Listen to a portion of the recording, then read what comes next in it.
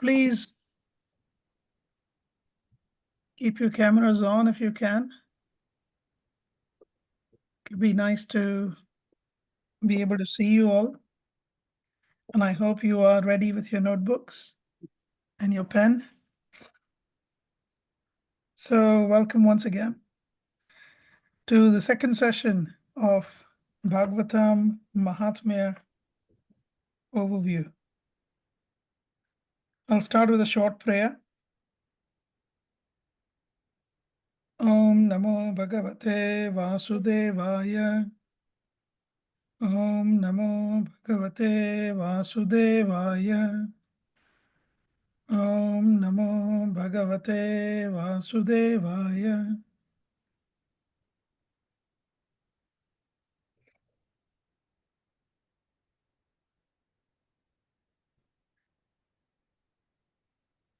So we shall start with a recap of last class. How many of you had a chance to hear through, to listen again, the recording from last class? Anyone? Yes, Prabhu. Yes, Prabhu. Yes, Prabhu. Okay, good. I read the notes. I didn't listen. Sorry. Right. So if you either listened or you read through the notes, you would probably remember the story. So of course, initially we said that these are the important points for us to achieve the goal of Krishna Prema through Srimad Bhagavatam. Eagerness, sincerity, and seriousness is the prerequisite quality to exactly receive Bhagavatam from the right source and not to whimsically read it is the process. And then supported by the commentaries of the previous acharyas. And the final goal is that we would be elevated in Krishna consciousness. And we saw the different commentaries on Bhagavatam. There's at least 32 commentaries. We mentioned that we are going to take a bird's eye view. We also spoke about a few verses from Chaitanya Charitamrita and then went into Bhagavad Mahatmya from the Skanda Purana. And the pastime that we were discussing was Vajranab and Parikshit Maharaj, after having been instated as the kings respectively. Parikshit Maharaj, the king of Hastinapur or all of earth, and Vajranab being the king of Mathura. They both were now ruling, but Vajranab had a very peculiar problem. And the problem was that he had a kingdom, but he had no one to rule over, so no subjects. So he was a king without any subjects. Now, would anyone like to tell me what happened then after that? Yes, Prabhu. So he goes to the Chandra Muni to find out an answer. He goes to Chandelier. Yeah. And then what does Chandelier Muni say? Chandra Muni then advises on 3 different types of subjects. What does he say? He talks about Nitya subjects who are eternal, then Talit Savas, and the Devdyas, so who used to live in Vrindavan. So now they have all disappeared from this planet. So he then elaborates on who are the Nityas. Nityas are the subjects who actually come with Krishna when he performs his pastimes. And Talitsya and Devatyas are in the process of actually going back. So that's what he categorizes. And Prabhuji,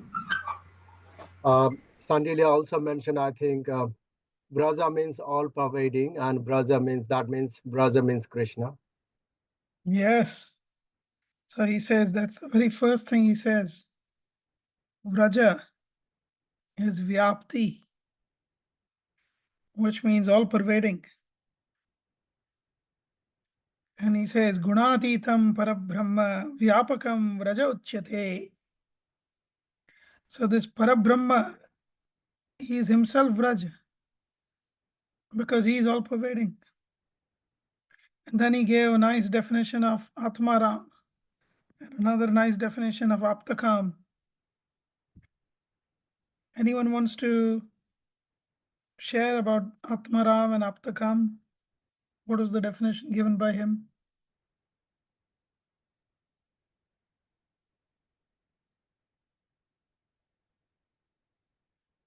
No one? Atmaram is Lord always pleased. You gave an example. Srila Prabhupada asked a devotee, you cannot please Krishna because Krishna is already pleased. That's what I remember. And Atma Kama means his desires are always fulfilled. Yeah, but what is the definition given by, what definition is given by Shandilya Rishi? That definition I want you to tell me. What was the definition? So, generally speaking, when you say apta, it comes from the, this is similar to the English word. Apta is similar to obtain. Apta kama. Kama means, yes. Malaprabhu, you raised a hand. You're talking about self-satisfied, Prabhuji, for the definition? Yes. That is generally the understanding. Kama means desire. So obtains one's desire is one who obtains all one's desire, and self-satisfied is Atma or Atma. Oh. Sriji Sundari, you raised your hand? No. Hare Krishna, sorry, it took me time to just to unmute. So Atmaram, as far as I remember, it was Atma to Radhika Tasya. So he is only satisfied with Radhika. Apta Kam, Apta is obtained, and so you had mentioned Kamastu Vanchitas Tasya Gavo Gopascha Gopika. Yeah, all the Gopas and Gopis, those who have desired the most, that is what is Aptakam. Yeah. So, very good. So let us decipher that, right? So apta means obtain, kama means desire, and atma means self, and rama means happy. He's happy with his own self. He doesn't need anyone else to make him happy. But the definition that is given by Shandilya Rishi is very interesting. He says, actually, what does Krishna want to obtain? He wants to have association of go, cows. See here. Kama. Actually, in fact, he doesn't say what he wants to obtain. He says, what is his kama? He says, what is his desire? What is desirable for Krishna? He says, Kamastu vanchitastasya gavah gopascha gopika. So gava,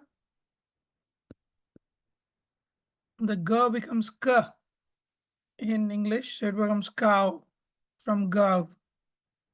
Gav means cows.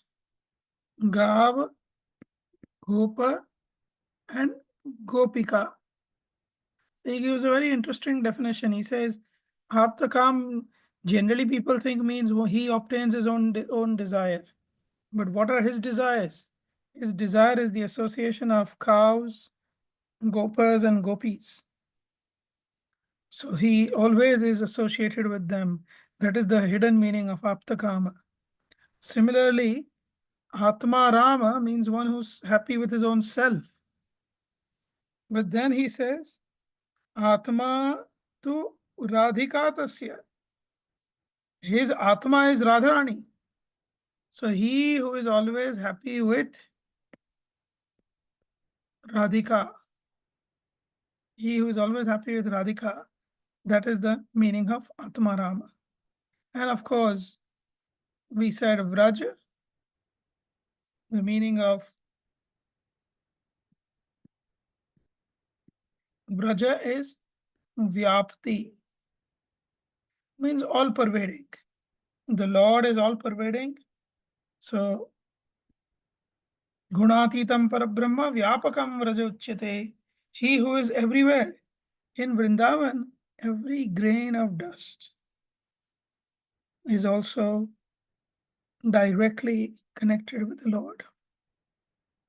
In fact, in a sense, every grain of dust is non-different from the Lord because it is his land. So this is the definition that is given. Then he gives three people. He talks about three individuals. Those who are Nitya, those who are Tallipsava, and those who are Devadyas. Anyone wants to talk to me about these three?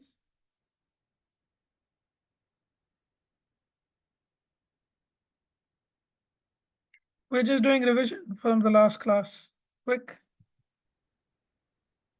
Nityas are the Nitya Siddhas, so they are always they are in the eternal eternal with the Lord. And every time Lord does the pastimes, they also appear along with the Lord. And Talipsus are the ones who have perfected their Siddha, and they are ready, they are eligible to go back to Godhead.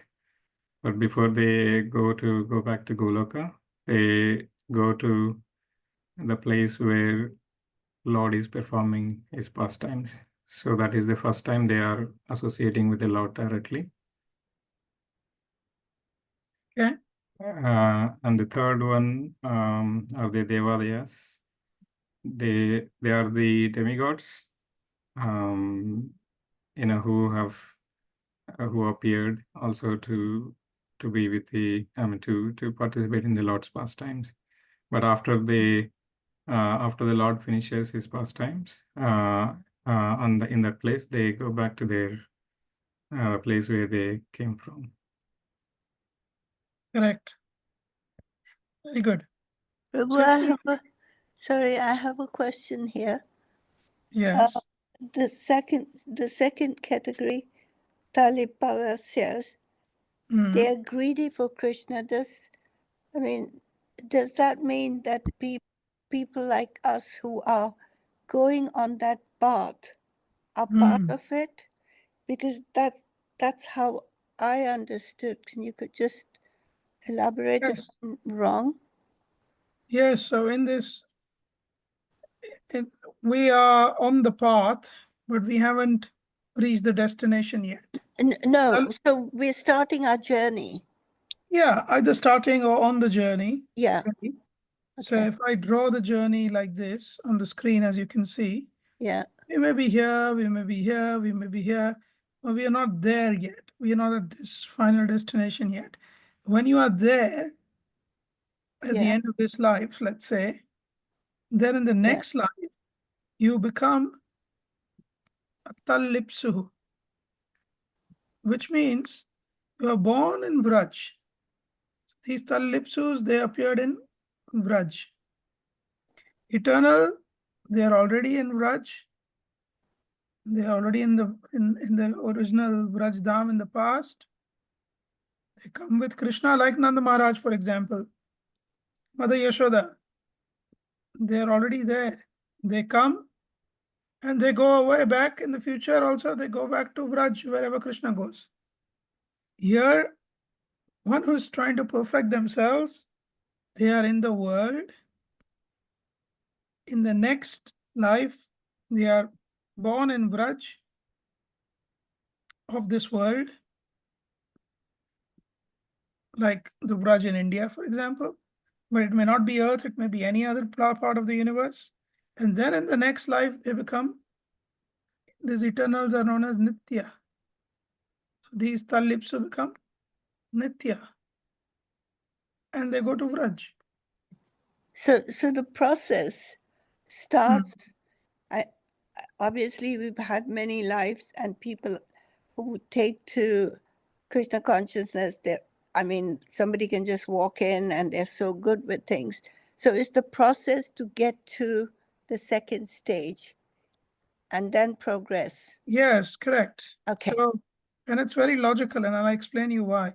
Yeah. Let me answer the third one. So demigods, they were in, say, Swargaloka in the past, but they came down to first initially to Mathura,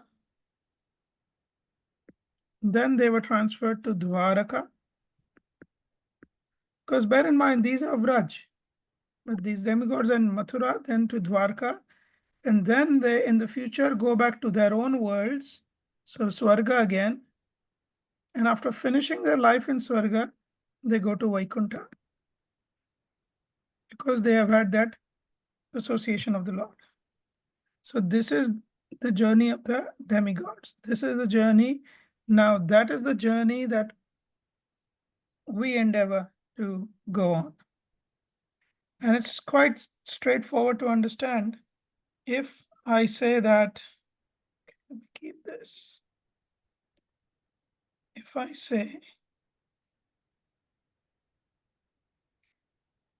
say that, let's just say Vraj, in Vraj itself. We are now only talking of Vraj. We have Krishna, we have Radharani, and we have surrounding them all their devotees, and they are all Nitya, eternal. How will a new person join them?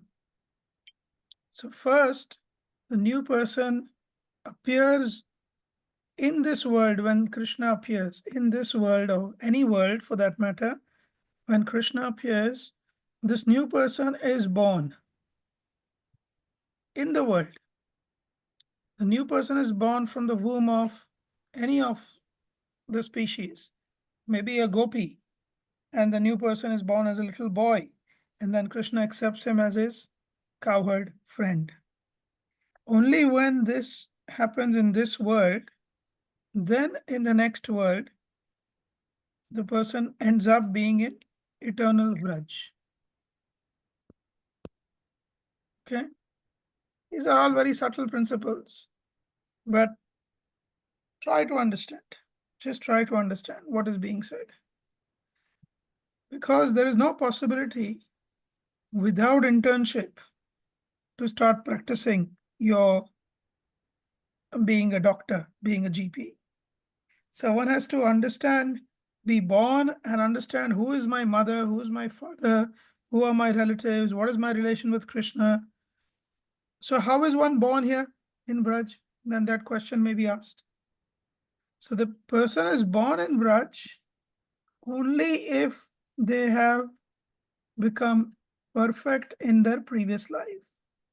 So when you become perfect in, say, we become perfect in this life, then the next life we are born wherever Krishna is.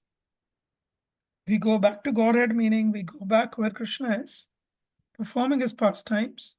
We appear there in whatever form is suitable for us based on our natural inclinations. Maybe a monkey, maybe a cow, maybe a particle of dust. And then we go back to the eternal Braj. Yes, Hinalben, you have a question?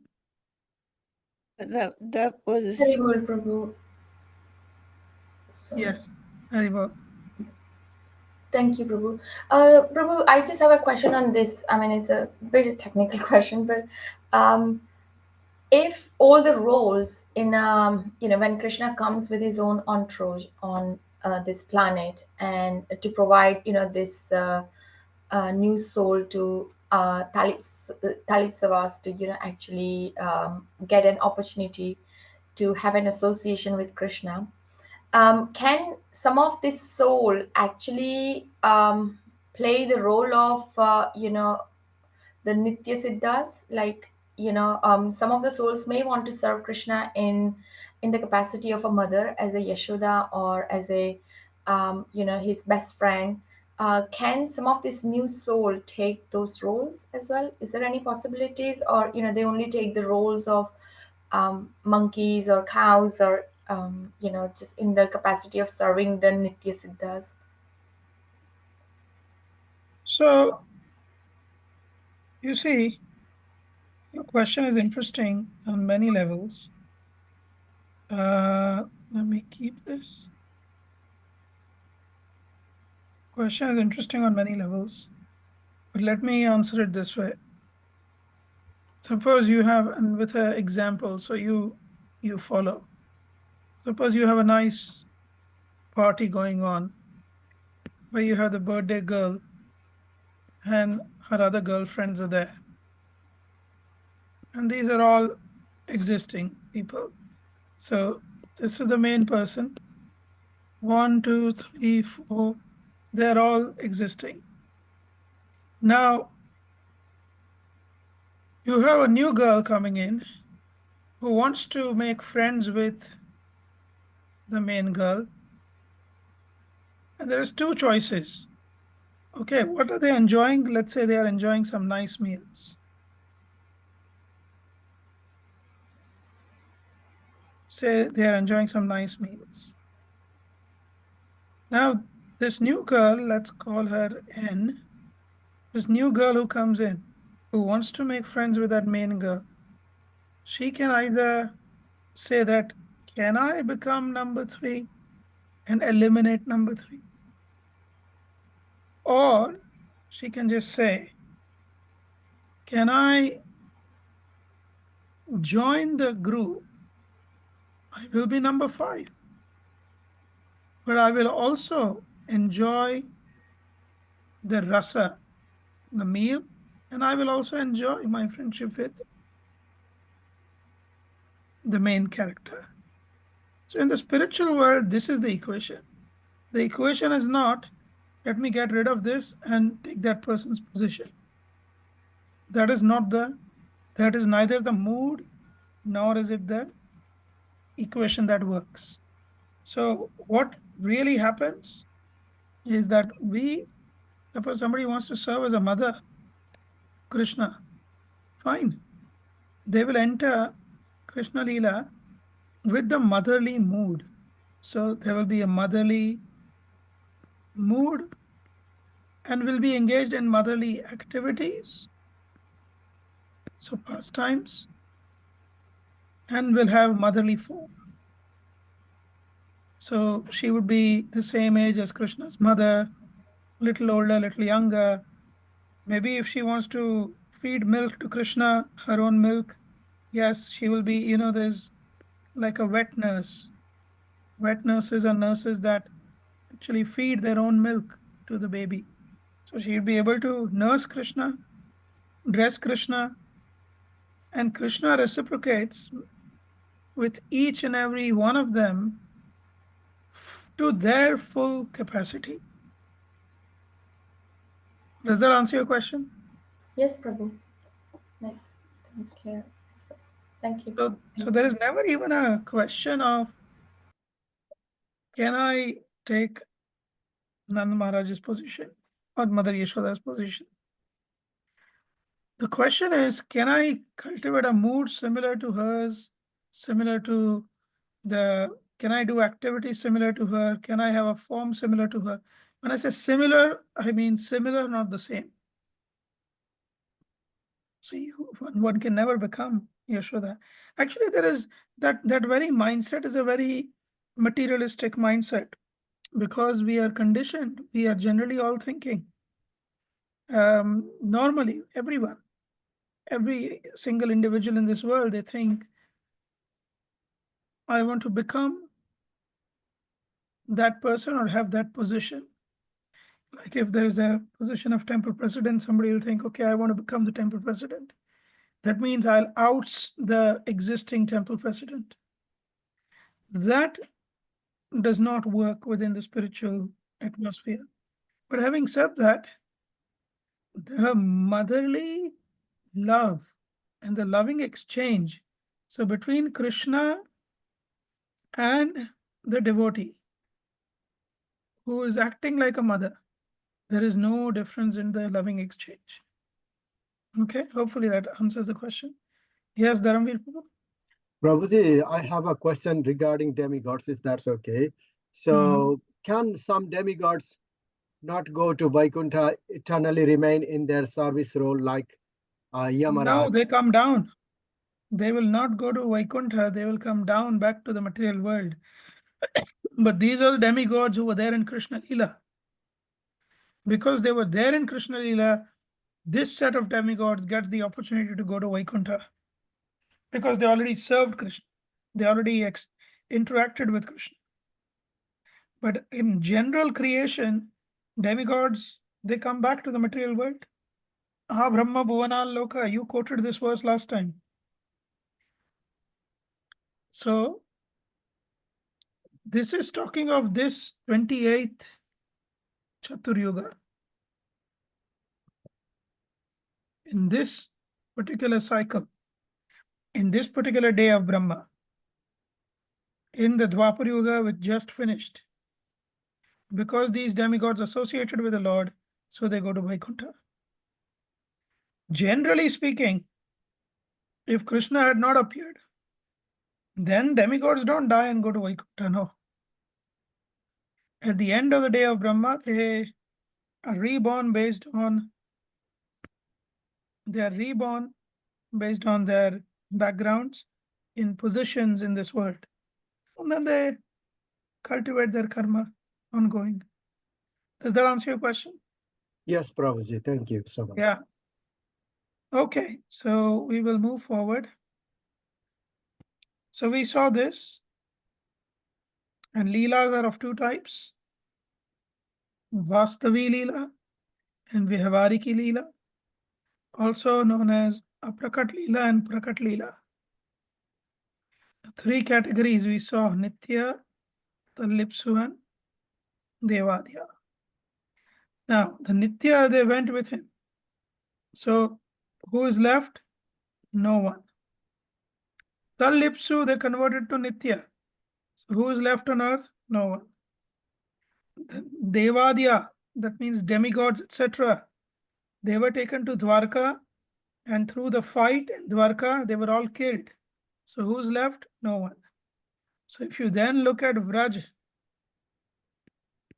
when Vajranath was ruling, who's left in Vraj? No one, zero. This is the discussion so far. Are you following? Yes, Prabhu. Yeah. So then, see, this we discussed. This was the last thing that we discussed. We are sadhakas. Every one of us is here. After many, many births, or maybe if this is our last birth, then in this birth, end of this birth, become Siddha. Siddha meaning perfected being. What is the perfection? Perfection is bhakti. When we have perfected in our bhakti, what is the result? The result is also bhakti.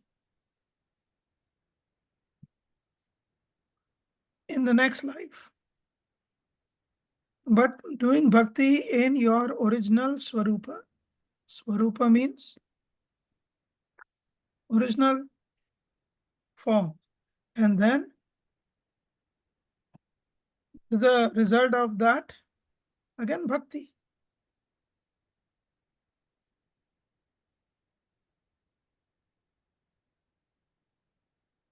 And in what form? In Nitya Swarupa.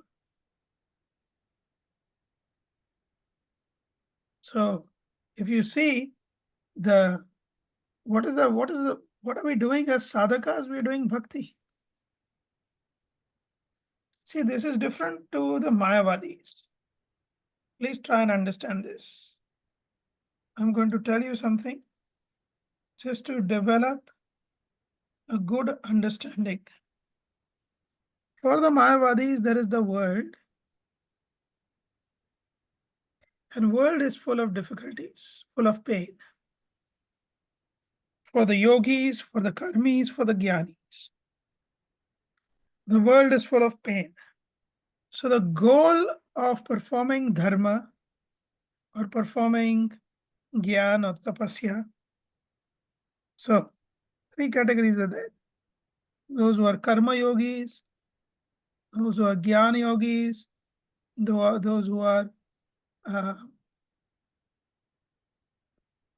those who perform the path of hatha yoga, hatha yogis. These 3 categories, they perform all their activities because they want to ultimately get rid of the pain of this world and attain moksha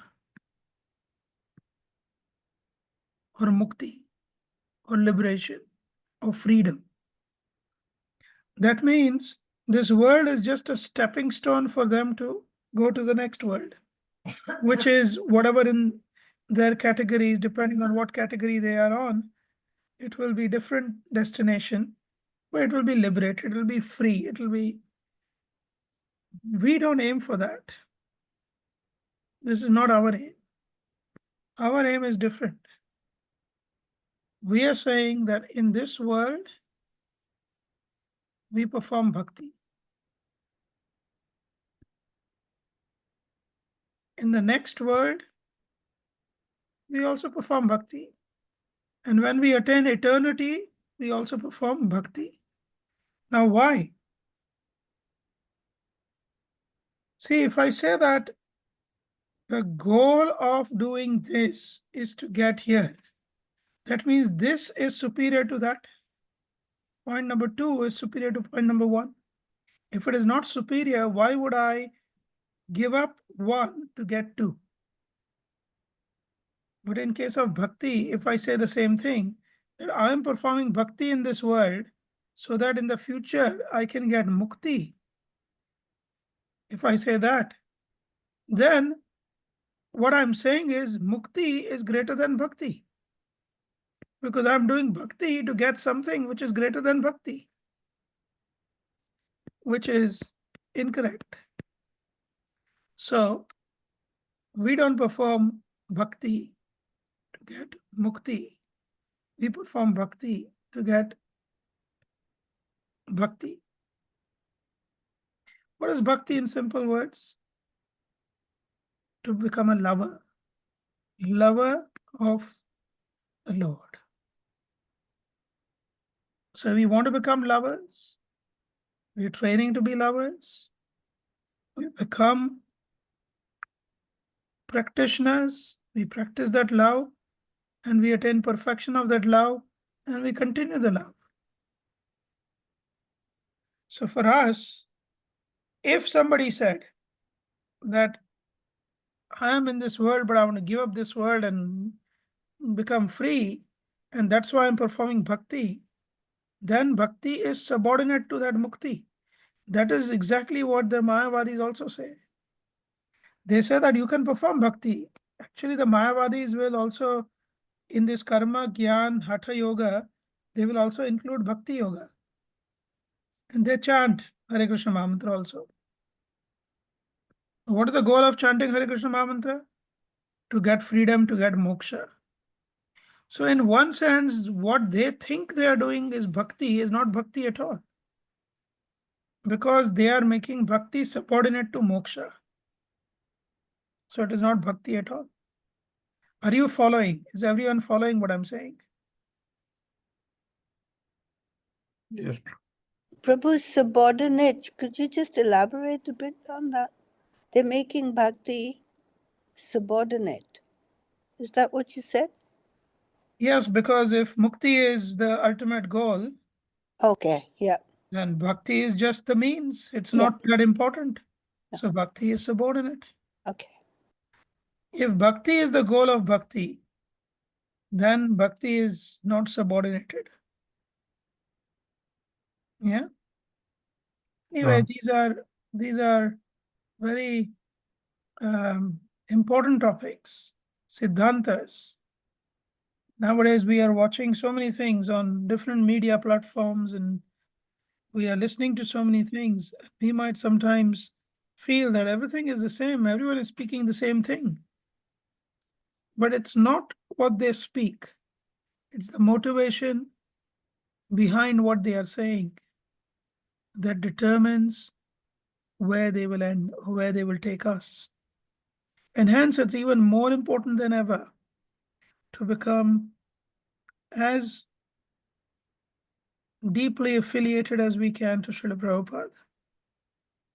Yes, Raghav Chandra Prabhu. Prabhu, from the Mayavadi's perspective, so all the different paths, karma, gnana, hatha yoga, and even bhakti yoga, they're all activities and they do involve activities.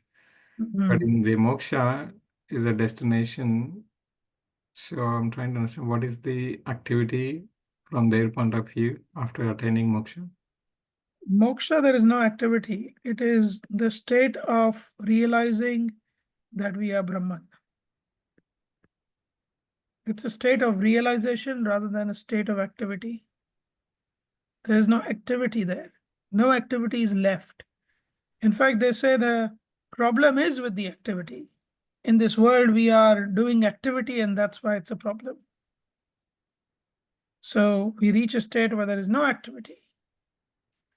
And that reaching that state, actually, Mayavad is, and I give a class on Mayavad at the Manor so that you can go and probably listen to that.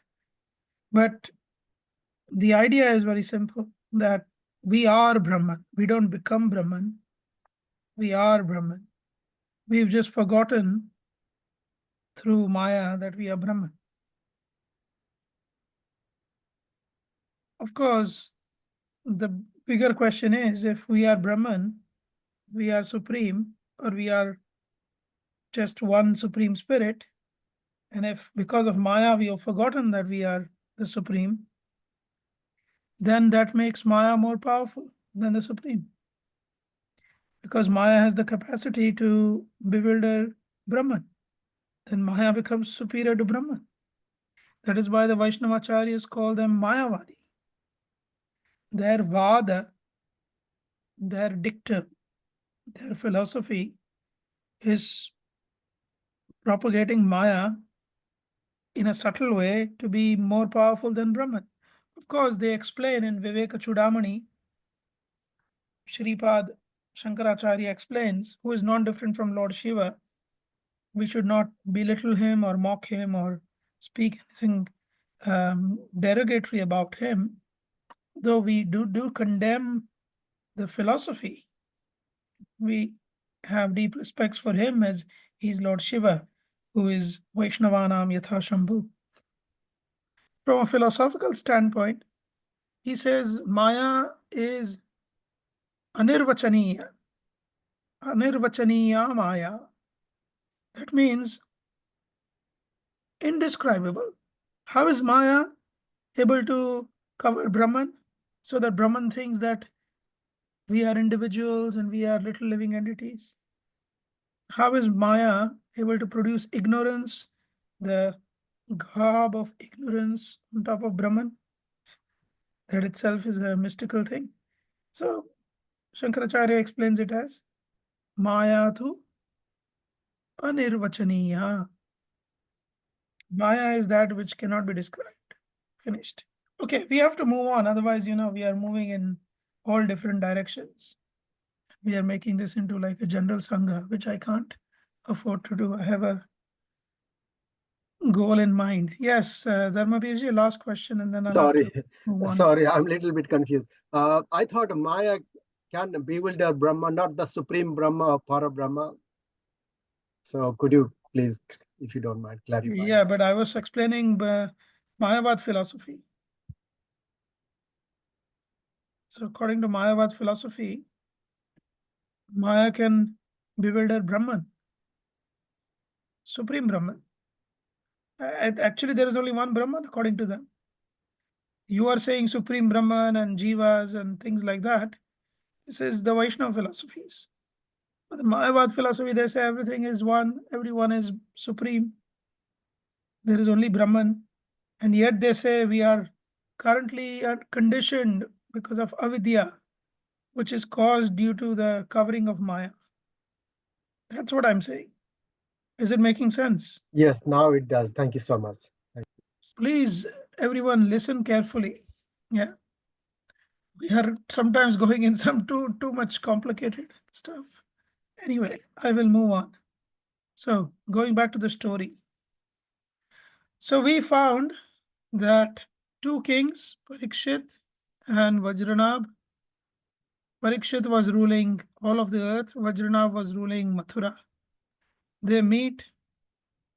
Vajranab has a problem that there is nobody in his kingdom. So they go to see Shandilya. Shandilya defines Vraj. He defines Aptakama, Atmarama. Then Shandilya says that actually there is nobody in Vraj because the Nityas have gone back. The Tallipsus have become Nityas. And the Devadyas have gone back to from Mathura to Dwarka. From Dwarka, they went back to their original planets. So, in that sense, who is left? Not Nityas, not Tallipsus, not Devadyas. So, your whole Braj is empty. This is what we understood so far. This is the conclusion he's giving in this verse. Vyahavarika Leelastha. Those individuals, the Nityas, the Tallipsus, and the Devadyas who had come for Vyahavarika Leela. Vyahavarika Leela means Prakata Leela in this world. They have all left. Tatrayannadhikarinaha. Although they have left, they are also present in an unseen form. But those who are na adhikarinaha, those who don't have the adhikar, the qualification to see them, pasyantyatragatastasman, they na pashyanti, they are not able to see. Na pashyanti, they are not able to see this three categories. The three categories that are Nitya, Tallipsu, and Devadya, these three categories are not seen by them. Tasmat, therefore, nirjanatvam samantataha. Therefore, it is completely nirjanatvam. Therefore, there is nobody in your kingdom. Completely empty. So then Vajranab says, okay, you are telling me, you are explaining the root cause of the problem. You're telling me why there is nobody in the kingdom, but you're not telling me what is the solution. How do I bring a kingdom back where there are people that I can, subjects that I can oversee? Immediately, Shandil Rishi says, Tasmat chintana te karya. Therefore, please do not worry. Vajranabha madahadnaya. Vajranabh, by my adnya, by my order, Vasayatra bahun graman. Vasaya, Vasaya, establish. Atra, here, in this Braj, please establish. It has become like a deserted forest. Deserted forest. Forest is one thing. A forest is full of life. If you've ever been to any forest, real forest, not like the forest we have in the UK, these forests also have a lot of life, actually. I have Epping, seen. Sorry? Someone saying something? Epping Forest. Oh, Epping Forest. Yeah. Epping Forest is also nice. But I mean, there are other more beautiful forests in the world. Like I was thinking of Ranthambore or Gir Forest, where there are lions and so many animals, wildlife. So forests are full of life. And Vraj is a forest area. It should have been full of monkeys and peacocks and parrots. And I have personally seen leopards in Vraj and the sloth bear, which is the Indian bear. I've seen deer, spotted deer. This is many, many decades back. But now in Braj, I've seen even crocodiles.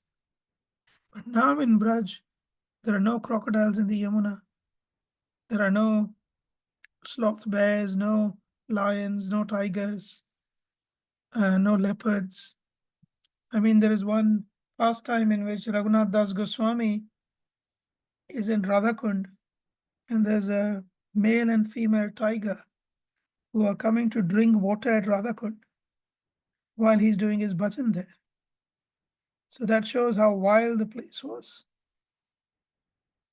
So in this case, Vajranabh says, nothing and no one is there. Vasayat Vasayatra Bahun Graman. Please establish many, many villages in this deserted forest.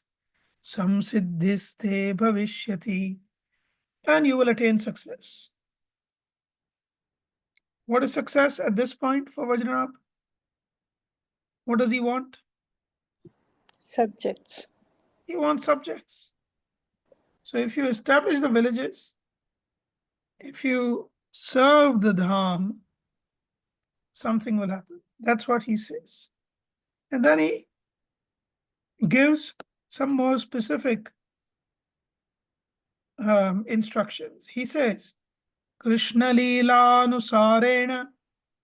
Now, when you establish these villages, please establish the villages based on the Leelas of the Lord. And Kritva Namani Sarvata. And keep the name of those villages based on the Leela that the Lord performed. Tvaya Vasaya Dagraman Samsevya Bhur Iyam. By establishing the villages, you will serve this transcendental land. Parabhu. Bhu means Bhumi. Bhumi, land. Para, transcendent. Iyam, this transcendental land. Samsevya, you will be worshipping this transcendental land by establishing wonderful villages, grama over there. So in this way, he says, please establish these villages. So even now, if you go to Braj, you might go someplace and people will tell you, or some guide will tell you, or someone might say, oh, this deity was originally established by Vajranabh. So you might wonder, who's this Vajranabh?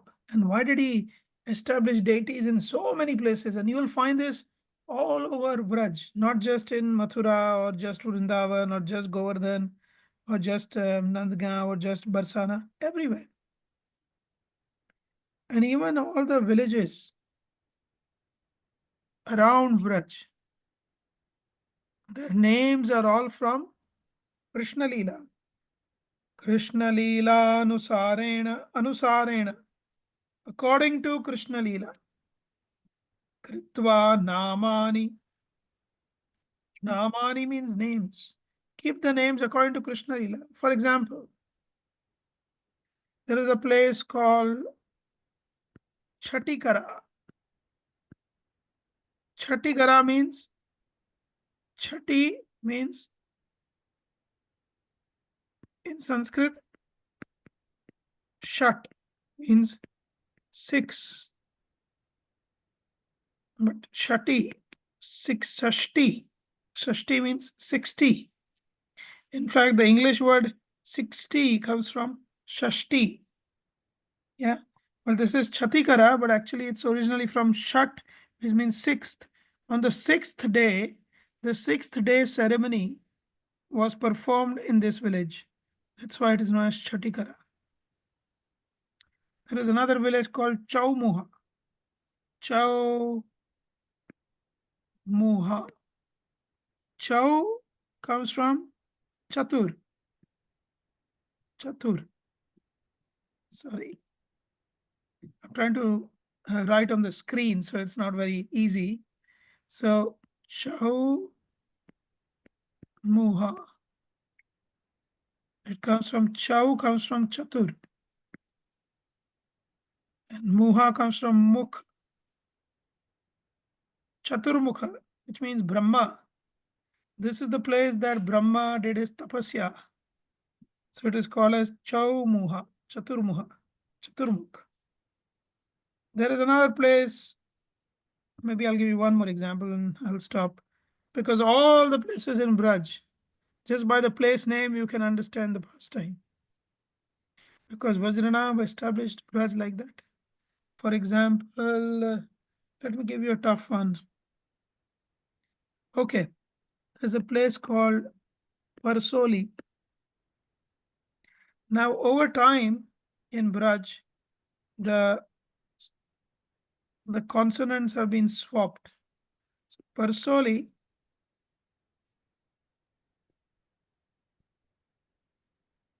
was previously known as Sarpoli or Sapoli. This place is still called Sapoli, sometimes Parsoli, but generally still called as Sapoli. Sapoli comes from Sanskrit Sarp. From this Sarp, S-A-R-P, Sarp, comes the Latin word Sarpis and Greek word herpes. You know, people have herpes. It means a snake. And serpis, from which you have English word serpent, means snake. So Sarpa, Sapoli. So this is the village where the great snake, Aghasur, the great, big snake with a mouth open, Aghasur was there in that place. That's where he was sitting with his mouth open. So the place is called Sapoli. So like that, all the places in Braj, they have these different names. All these names are based on the pastimes that took place. And hence, these places are very ancient. They were established by Vajrana based on the direction of Shandilya. Now, how Shandilya could direct this? Because Shandilya was personally the priest, family priest of Nanda Maharaj. So he witnessed everything. So Shandilya witnessed it, he gave it to orders to Vajranab. And Vajranab recreated these places accordingly. So when we go to Braj now, we see so many places Vajranab had established this temple. Even big temples like Srinathji, now is in Nathdwara, Radha Govindev, Radha Gopinath, Radha Madan Mohan. All these deities were established by Vajranab. Yes, question? Hare Krishna Prabhu. I just have a question that, by the generation of Vajranab, Krishna had left, everyone has left, Then how come Chandra Muni was there? Because he was the priest of the family. So two answers. One is Chandelier did not personally reside in Braj. He resided in what is known as he resided north of Mathura, outside of the Braj Mandala. And second is just to ensure that these places are recreated. He stayed. He still survived after everyone left. But also some evidence is there that he did not stay himself in Vraj. He was visiting Vraj based on the request of Nanda Maharaj.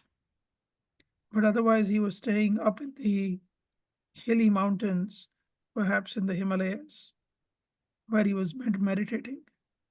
Only upon being called by Nanda Maharaj, he would come. But as you can see from his instructions, he is deeply a lover of Krishna, lover of the Lord. Okay.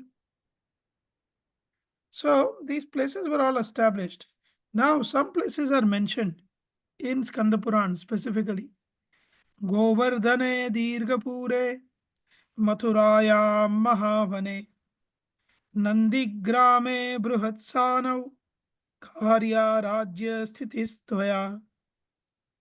Please recreate these places. At least examples are given. Govardhan, everyone knows Govardhan, and is the very first one to be mentioned. Dirghapur. Dirghapur is also there today. It's called as Dig.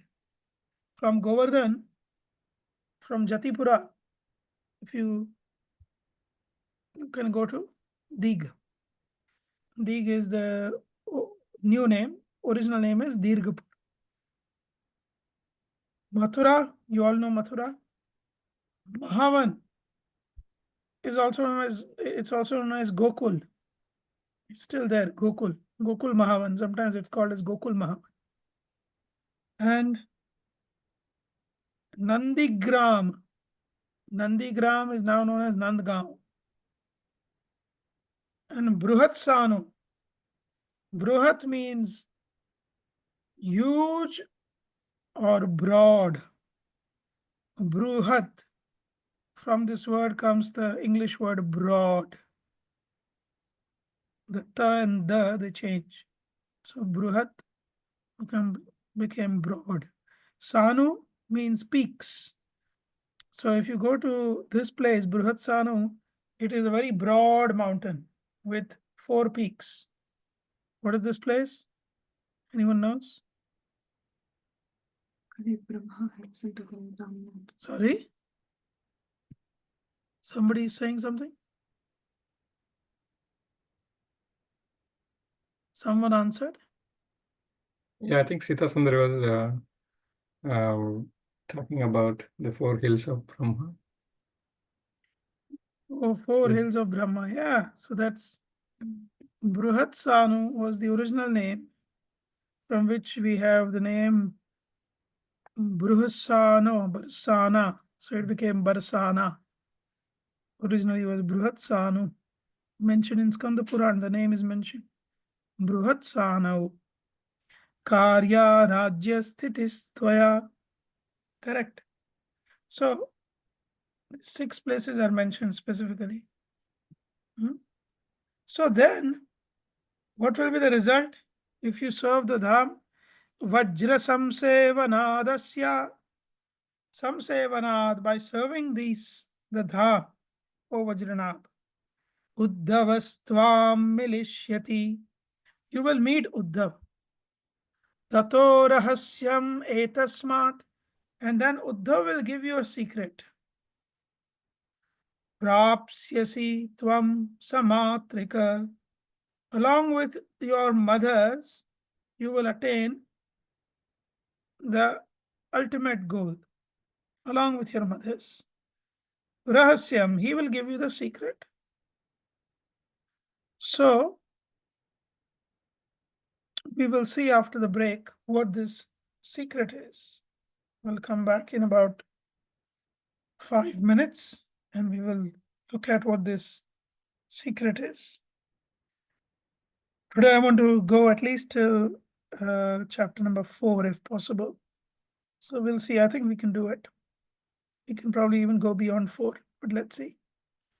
So far, when you're in the break, also just try to recap everything that we said.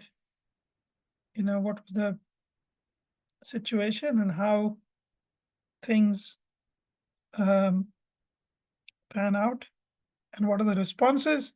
And now what is the instruction from Shandilya to Vajranabh?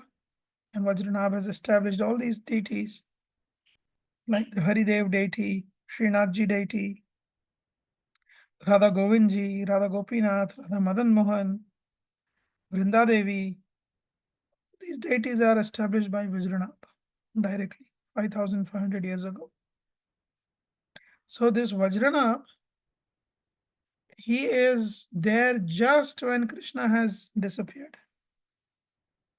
This is the point in time.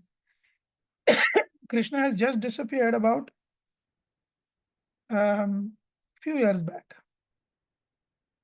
And this is the situation.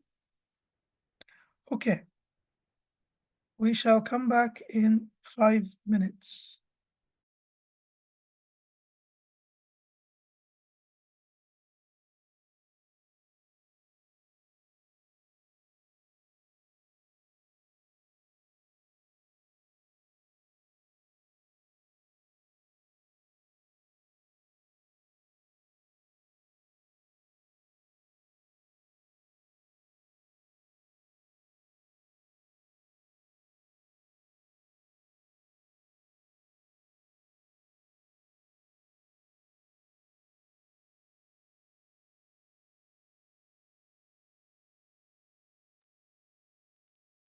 Okay, I'm back.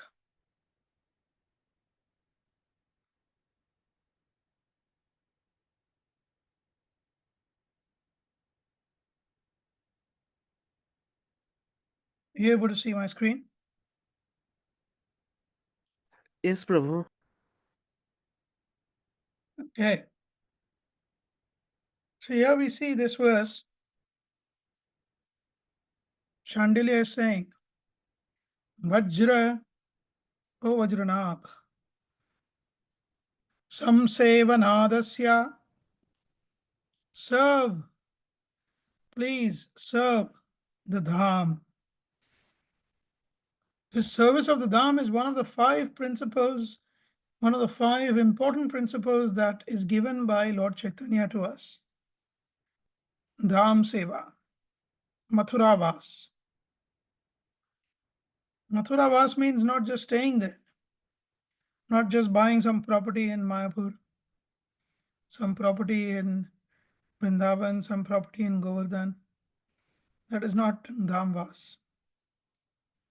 Dham Vas means our minds are always in the Dham. Vas literally means to reside. And when our minds reside there, we serve the Dham.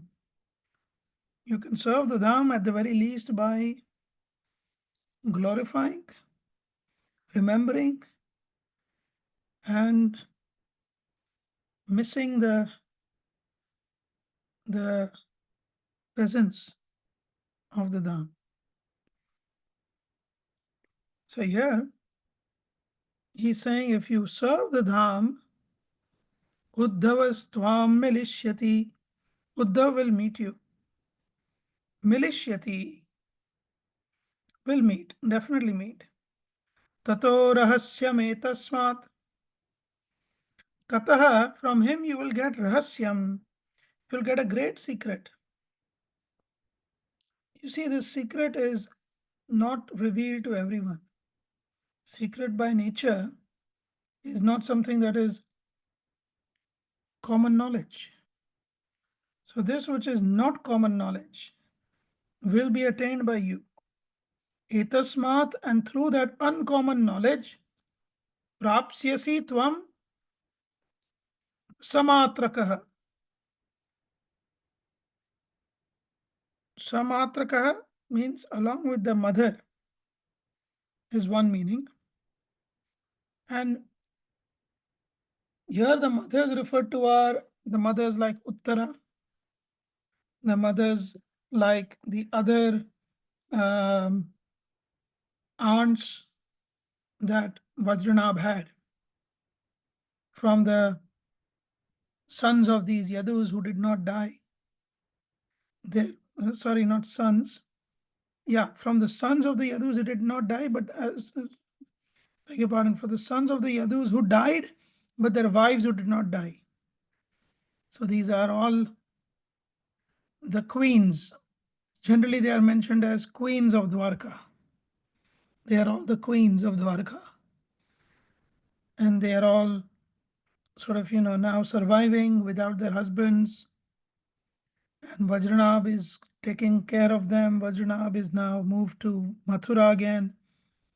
And along with all these mothers, of course, one of his own mother, which is Uttara, but then other queens are also there.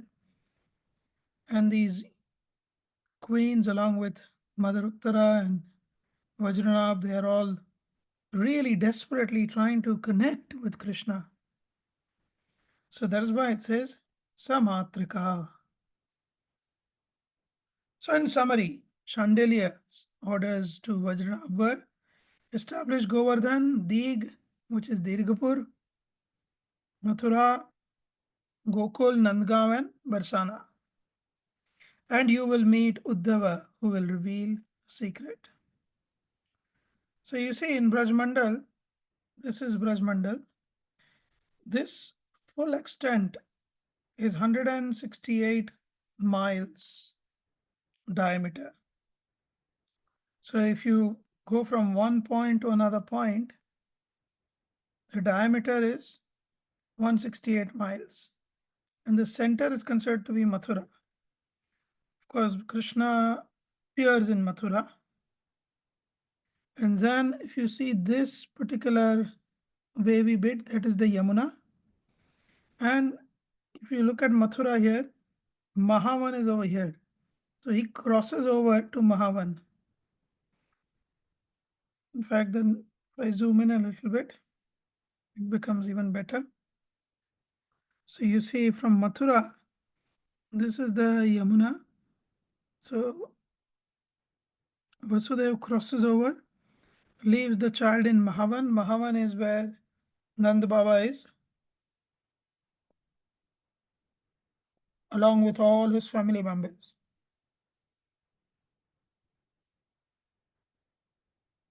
From Mahavan, because of being disturbed by the demons, Upananda, Nanda Maharaj has 4 brothers. His older brother is Upananda, older brother. He gives advice that there is one forest where no demons will come. Let's go to that forest. It's on the other side of the Yamuna, the same side as Mathura. So they walk and go to the other side to this place called Vrindavan. In Vrindavan also so many demons, Keshi, this, that, other, Kalia is there. So from Vrindavan, they go to Nandaga. So they go this way, Mansi Ganga, Radha Kund, go to Barsana, where Vrishabhanu Maharaj, the father of Radharani, he decides to stay there. Now, why do they go to Barsana? They go to Barsana and Nandgaon because Barsana is Lord Brahma himself in the form of 4 peaks: Dangad, Mangad, Vilasgad, and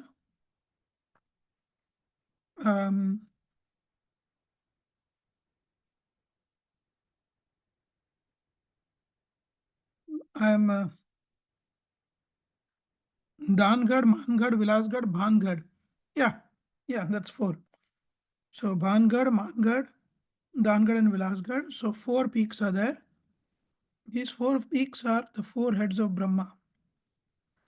And demons will not dare to step on the head of Brahma. So for safety of their children, first Nanda Maharaj says, on the way he says, you take these 4 hills. There's another hill that I can see from here, which is a very high peaked hill. And I will take that hill. That hill is known as Nandishwara. The Ishwar of Nandi. Nandi is the vehicle of Lord Shiva, the bull. So Nandishwar Parvat is a place where no demons will put their feet because it's Lord Shiva himself. So in this Braj Mandal, you can see Lord Shiva is also meditating permanently. Brahma is also there permanently. Such is the auspiciousness of this land that even Lord Shiva and Lord Brahma reside there permanently. So that's the place that is occupied by Nand Maharaj. I mentioned Dig near Govardhan. So you can see this is Dig, Dirgapur. Govardhan was also mentioned by Chandelier. Barsana was mentioned by Chandelier. Mahavan was mentioned by Chandelier. Nandigram was mentioned by Chandelier. These are the places that Chandelier mentioned. Of course, the wider Braj Mandala is much bigger, as you can see, 168 miles in diameter. Yeah. So this is point this to point this. Not the square meter or not the radius or not the circumference, in diameter. It is called as, in kosha is another measurement called kosha. It is called as Chaurashi kosh. 84 kosha is the Braj Mandal. So different pastimes took place. Like I said, he was born in Mathura. Then where the red dot moves is where he moved. Nandagaon, you can see Nandotsav was performed on the first day. Then immediately Putna came within a week. Then he was only 3 months old. Shaktasur came. Then when he was 100 days old, they did the name giving ceremony in a barn done by Gargamuni away from the crowds, because Nand Maharaj did not want to declare that he had 2 young sons in his house. He was fearful of Kamsa's enemies. And then Krishna starts crawling at about 6 months. And Trinavarta comes at 1 year old. Damodar Leela happens. So Ukhalabandh Leela, Damodar Leela, all of this is in Gokul. The fruit vendor Leela happens. Then in Vrindavan, he becomes Vatspal. Vatsasur comes to kill Bakasur, Aghasur, Brahma Vimohan Leela. He is graduated to Gopal. Dhenukasur Vad, Kaliya, Pralambasur, Venugit, and Chirharan Leela happens in Vrindavan. And then they move again to Nandagaon, where you have the Brahma Patnis who give their bhoga to Krishna. Even though it was unoffered in the yajna, they had so much love for Krishna and Balram. Govardhan Puja happens while he was staying at Nandagaon. Indra Daman Leela, Indra Man Daman Leela. Nand Maharaj is captured by Varuna, Sharad Purnima, Ras Purnima pastimes, Dola Purnima, Shankachuda pastimes, Golagit, Bahulashtami, Radhakund's appearance, Arishtasur's killing, Narad Muni revealing Krishna's identity. And then the Dhanur Yajna happens. And Keshi is killed in the morning, and the same afternoon, Akrura comes at Nandagaon to take Krishna with him. So this is the Leela in Nandagaon. Then in Mathura, he goes. When Akrura reaches Mathura, then again killing Kuvalayapid, the elephant. Then he kills Kamsas, kills Kamsa's brothers. Of course, Chanura Mishtika, the wrestlers are also killed. And then he goes to Sandipani Muni ashram because the kings, they think, oh, this boy is still uneducated. He's already 11 and a half years old. He and his brother has never been to school. So they send him to school. And they say, okay, when he's 25, he'll come back. So they're crying, very sad that he's going to school. Sandipani Muni sends him back in 3 months. Sandipani Muni lives in Ujjain. Ujjaini, in Ujjain. He sends him back after 3 months because he says, these two boys, they mastered everything in 3 months. So comes back. Then he's feeling separation from the gopis. He sends Uddhava with a message to Mathura. Sorry, not to Mathura, to Nandagaon. Actually, generally we say Vrindavan. So this is another thing. The entire Braj Mandala, so this entire area is generally referred to as Vrindavan. Now, of course, when we say Vrindavan, we only refer to this one place where Krishna Balram Mandir is. But in Shastra, this place is mentioned as Golok, mentioned as Gokul, mentioned as Vrindavan, and mentioned as Vraj. So these 4 words are used interchangeably for this whole area. It's not when somebody says Vrindavan, I mean, if you speak from the terms of Shastra, Vrindavan doesn't just mean this small city of Vrindavan, it means the whole Braj Mandal. Oh, one more word is used, Mathura. So Mathura.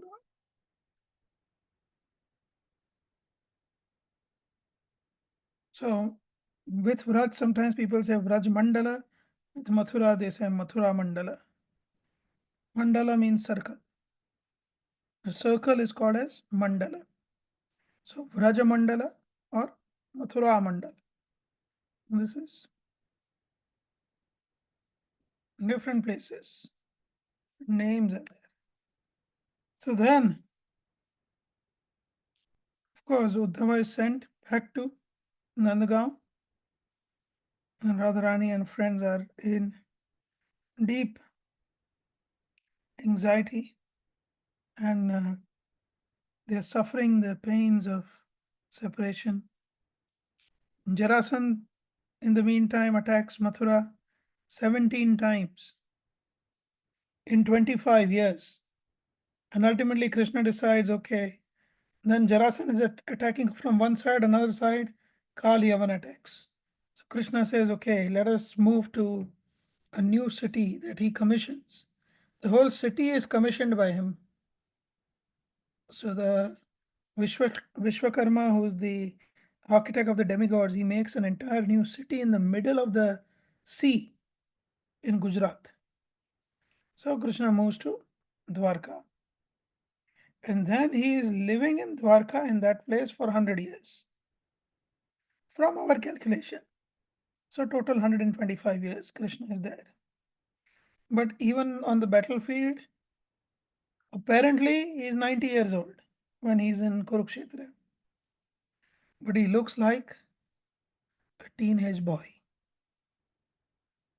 This is Bhagavan. Okay. So then we move to second chapter. Now, the sages are asking Sutta, Shandilye tau samadishya paravritte swamashramam. Shandilya, he gave order to Vajranabh and he went to his own ashram. Kim katham chakratu stau rajanau suta tadvada. What did the two kings do? Please tell us. Tatastu Vishnu Ratena. See, Parikshit Maharaj's name was Vishnu Rat. Vishnu means the Supreme Lord, and Rat means protect. So he's known as Vishnu Rat because when he was in the womb of his mother, in the belly of his mother, little child, upside down. Yeah. Most children are like this, upside down in the womb. When he was in the womb of his mother, there was a tremendous weapon called Brahmastra, which was thrown at the womb because the womb of Uttara was the last surviving progeny of the Pandavas. So he was so envious, Ashwatthama. He wanted to destroy the last in the lineage of the Pandavas. So he throws the weapon, and Krishna himself appears in the womb of this Uttara to protect this child against the heat of the weapon. And this child sees Krishna. Because he sees Krishna, Ikshana, Iksha. Iksha means to see. So because he sees Krishna, when he comes out, he is Pari everywhere, like in English, Peri, plus Ikshita. Ikshita means one who is looking, or who has looked, who is trying to see, one who is seeing everywhere. What is he seeing everywhere? He's looking all around to find where is that Krishna gone. So his name is Parikshita. Now this Parikshit, we call him Parikshit. So Parikshit Maharaj was named Parikshit because when he came out of the womb, he was looking, oh, where is that Krishna who protected me? Because Vishnu protected him, his name was also Vishnu Rata, protected by Vishnu. So, what did Tatastu Vishnu Ratena? Yes, Dharamvir Prabhu. Sorry, Prabhuji. Pari, could you please repeat? I missed what meaning You you can gave. listen on the recording. Pari means all around.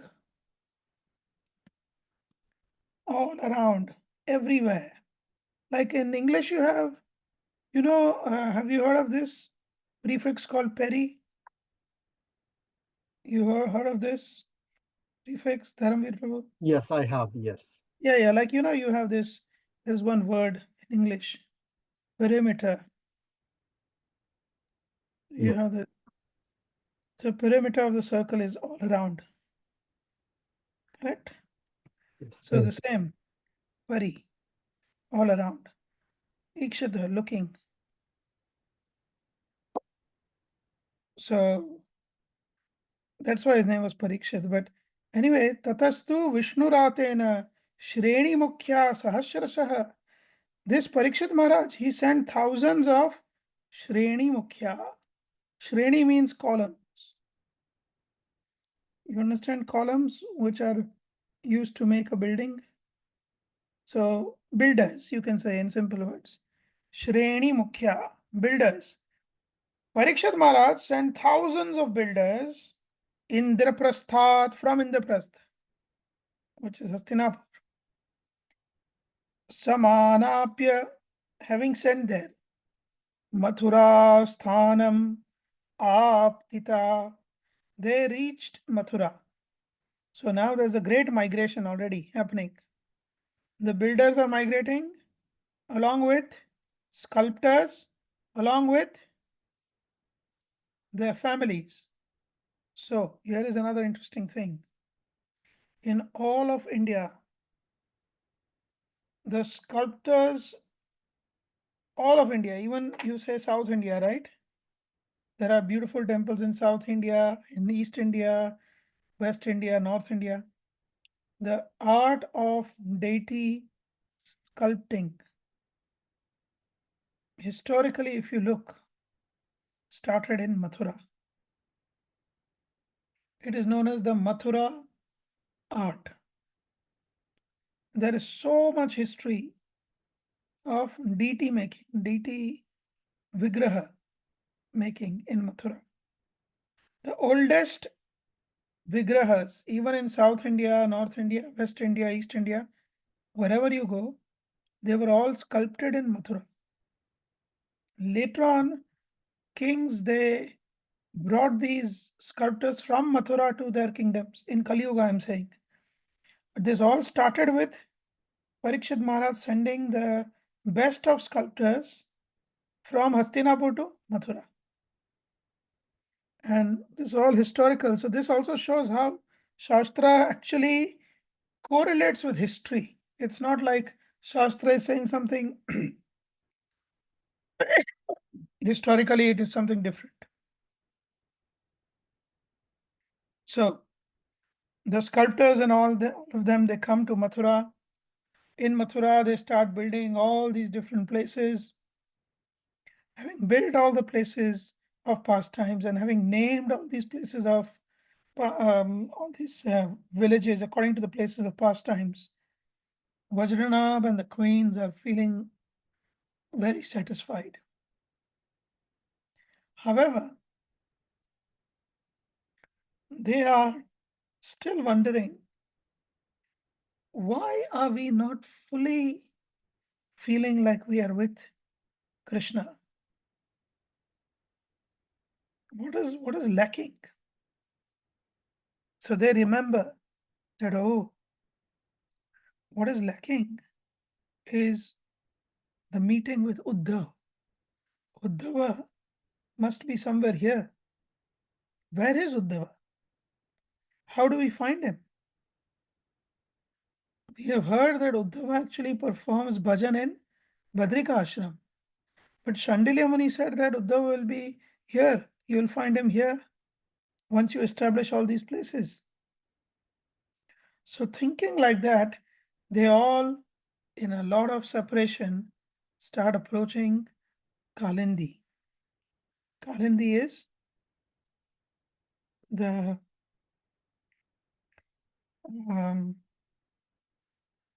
also Yamuna Devi, but Kalindi is Yamuna Devi, but she is also wife of Krishna.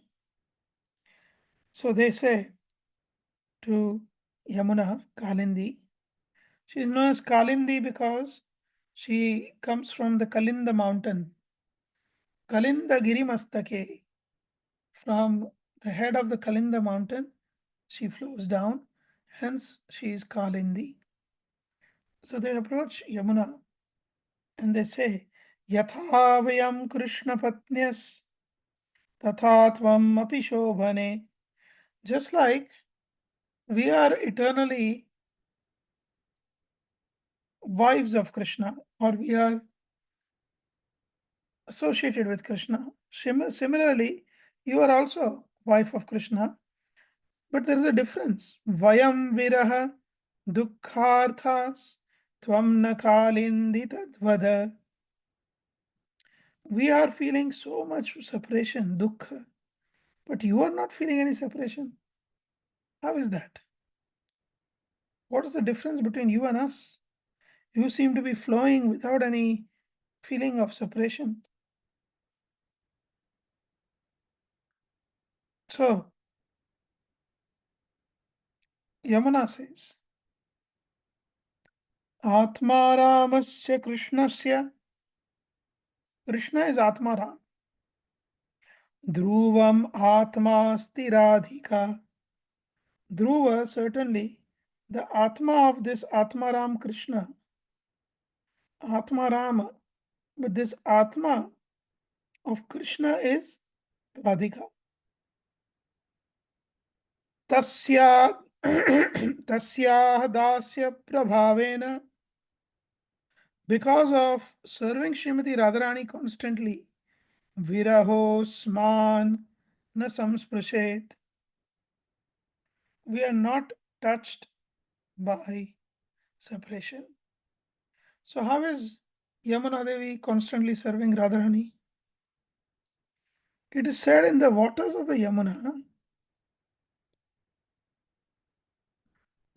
after the Rasalila dance with Radha Krishna and so many gopis, after the Rasalila dance, they all go for a dip in the Yamuna when they are tired.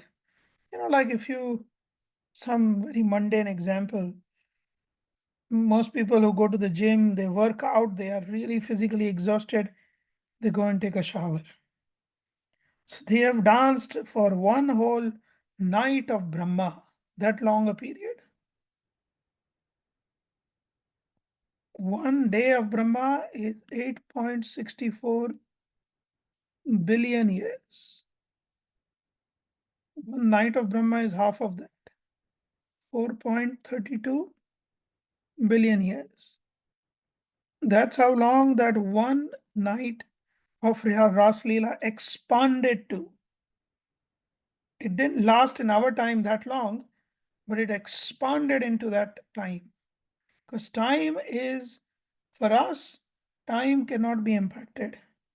Time impacts us, we cannot amend time. But time is an energy of Krishna. So Krishna can expand it, Krishna can contract it.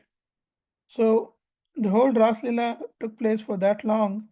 And after the Ras Leela, they all took a dip in the Yamuna, including Srimati Radharani and Krishna. So some acharyas have said that Yamuna is mixed with the sweat of the gopis of Srimati Radharani and Krishna. And Yamuna constantly meditates on that. So she does not feel the separation, and she knows her eternal identity as the servant of Radha and Krishna. Because she is the servant of Radharani, she says, Radhika tasya dasya prabhavena, the prabhava of the dasyata of Radhika. Because of the prabhava means because of the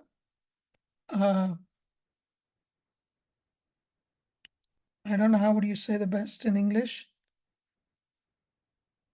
Because of the influence, you might say.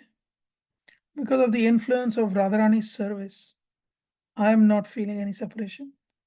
Because I know who I am eternally. And I know my relation with Radharani and Krishna. You all don't know who you are eternally, and you all don't know what is your eternal service to the Lord, to the Supreme Couple. When you know who you are in relation to Radha and Krishna and what your eternal service is, you shall also cease feeling separation. Are you following? Is everyone still following? Yes, Prabhu. Yes, Prabhu. Yeah, try to understand. When we would understand who we are in relation to Radha and Krishna, who we are, and what is our eternal service to Radha and Krishna, finish. There is no separation. There is no separation. Because we can start acting in that relationship. Separation is only when you don't know.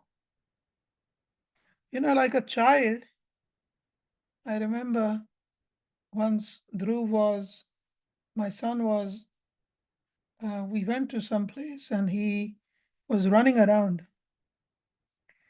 And he apparently got lost because, children are very tiny, as in must be 3 years old, 4 years old. And he thought he got lost. Of course, he was only less than 10, 15 feet away from me. But because there are so many people there, so many adults, he apparently thought he got lost and he became very hysteric, crying loudly in separation. But then he saw me and he was, of course, pacified. I had to pick him up and he was pacified. But then I was meditating. Another time we were in a small park which is near, not very far from Kilburn. And that park it's a nice park behind a residential area. And I was actually on the phone talking to someone, and he was almost 50 meters away, much further away than, in the previous incidents. However, this time he was not crying at all. There were many people and many children there, but he could see me. He could see me sitting on the bench at a distance. So every so often he would go on the slide, he would slide down, and he would again check on me. Can he see me? Because he was able to see me, he wasn't feeling the separation. So I was meditating that time that similarly, if we could constantly be in awareness of Krishna, awareness of the Lord, not only his presence, but also in awareness of who we are and what our relation to him is and what our service to him is, then there is no separation. Then there is union and separation and union. So this is what Kalindi is telling the wives of Krishna. She says in no uncertain words, she says, Saeva sa sasaivasti. Now, in case you are wondering, Yamuna is saying, I am saying that I am Yamuna and I am serving Radharani, and hence I am not feeling any separation from Krishna. In case you are wondering, but how come you are not feeling any separation from Krishna? Let me be very clear. Sa means he, eva certainly, sa, he is she, sa eva, and she is he. There's no difference between he and her. So he and her, they are both the same. So when I say I'm serving Radharani, I cannot be separated from Krishna because Radharani and Krishna are one. They are two and yet they are one. So beautiful. This is Lord Chaitanya. Saev sa sevasti vamshi tat prema rupika. And then she gives examples of the eternal position of different elements. So she says the vamshi, the flute is the representation of the love of Radha and Krishna. And hence the flute is always with Krishna, never away from Krishna, and cherished by Krishna by putting on his lips. And Radharani is always drawn to the sound of that flute, because flute is the personification of the love of Radha and Krishna. Vamshi tat prema rupika. Shri Krishna Nakha Chandrali. If you look at the toes of a person, so 2, 3, 4, 5, yeah. So if you look at the feet of a person, you have the nail.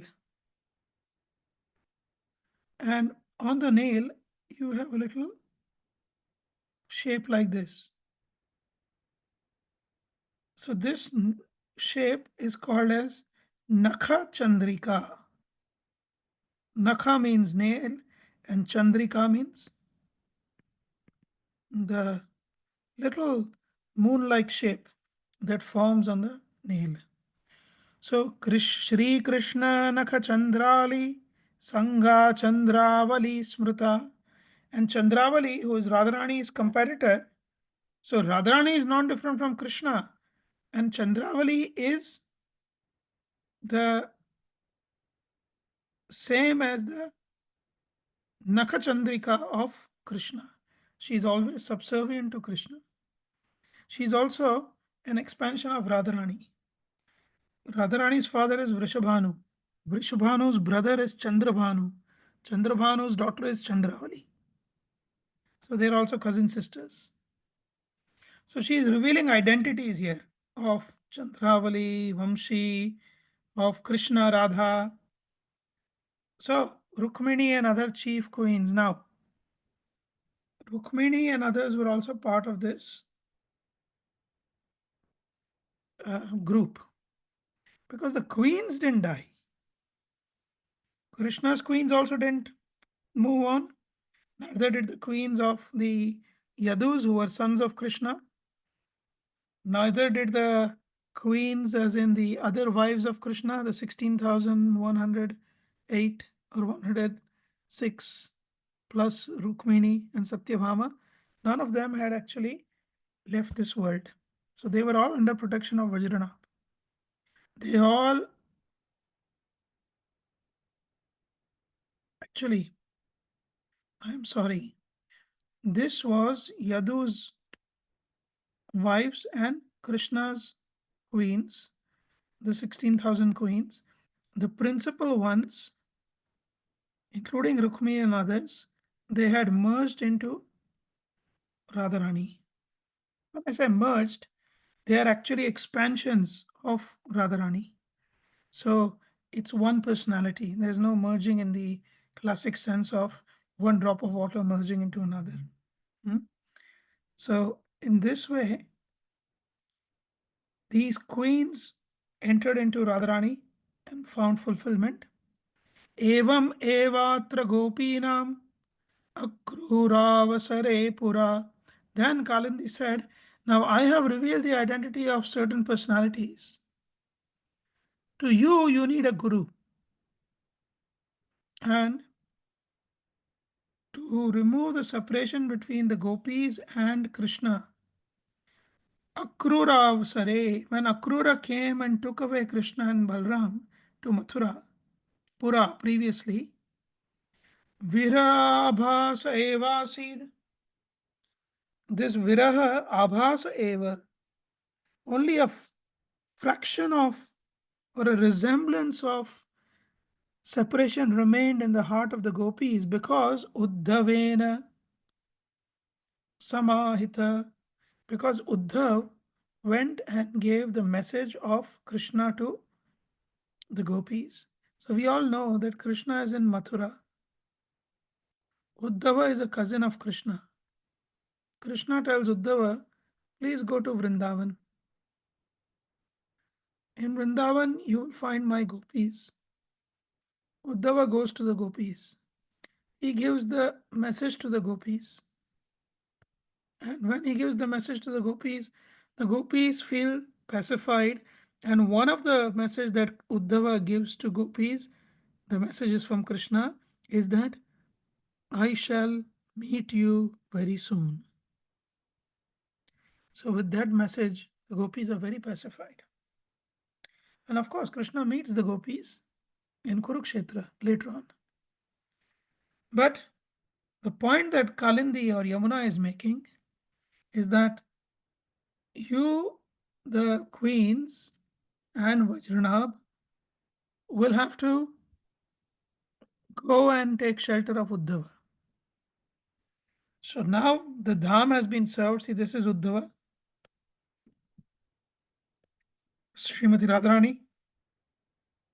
And you can see the different gopis, they are just in full separation. You know, they are trying to look for Krishna, trying to call Krishna, trying to, touch the dust of the land, thinking of Krishna's footprints, trying to talk to the cows,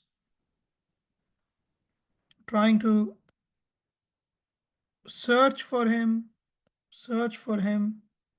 trying to speak to the plants and creepers here also.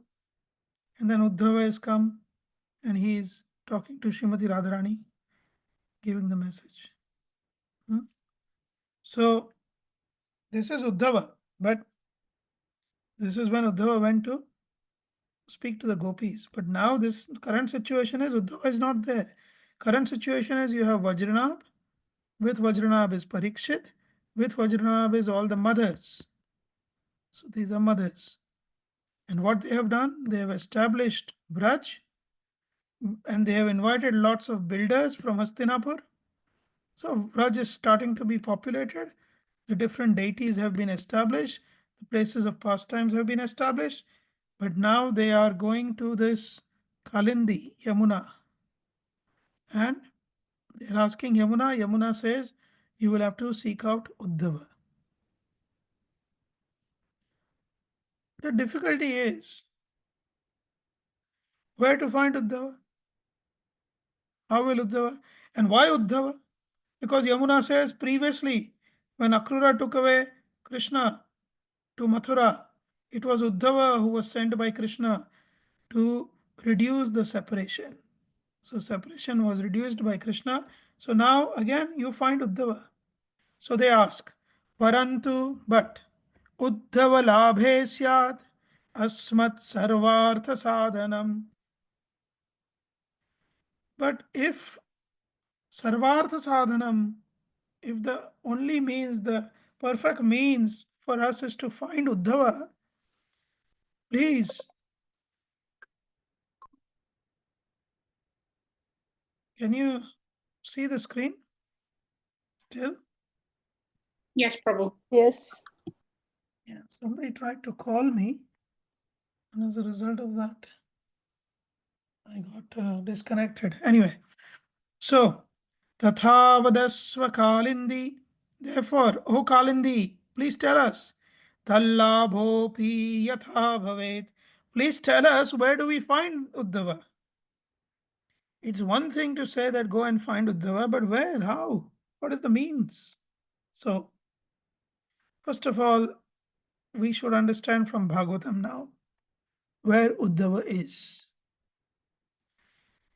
In the 10th canto of Bhagavatam, see, you will understand Skanda Puran, Padma Puran, Bhagavat Puran, they are all in sync.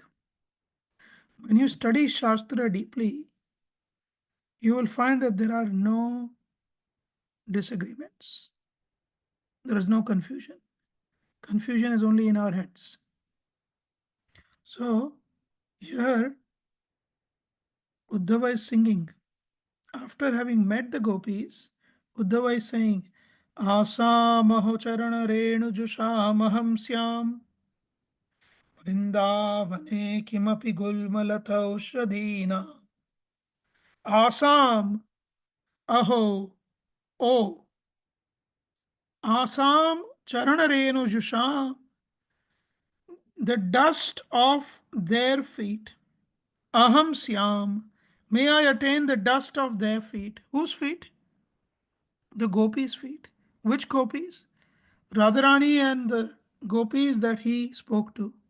May I attain the dust of their feet. However, they are such advanced devotees, they will not allow or they will not give me their dust so easily. So he says, Vrindavane. Here Vrindavan doesn't mean the Vrindavan town that we go to. Here Vrindavan means the Braj Mandal, all of Braj, anywhere. Vrindavane kimapi gulma lata ushadinam. I might become a bush. Gulma, a bush has, maybe nobody really cares about a little bush somewhere. Like some strains of grass. Nobody really cares. May I become a bush or a lata? Lata means a creeper with some nice flowers, or aushadhi, maybe a herb, which the gopis can use. Gulma, lata, aushadhi. One of the three. He's saying, Vrindavane, kimapi, somehow, somewhere. Asamaho charana renu jushamaham syam vrindavane kimapi gulma lata aushadhinam. Yadustyajam swajanam aryapatham cha hitva. Ya, Dehu, I want to take the dust of the feet. Renu, dust, charana, feet. I want to take the dust of the feet of these ladies. Ya, who? Who?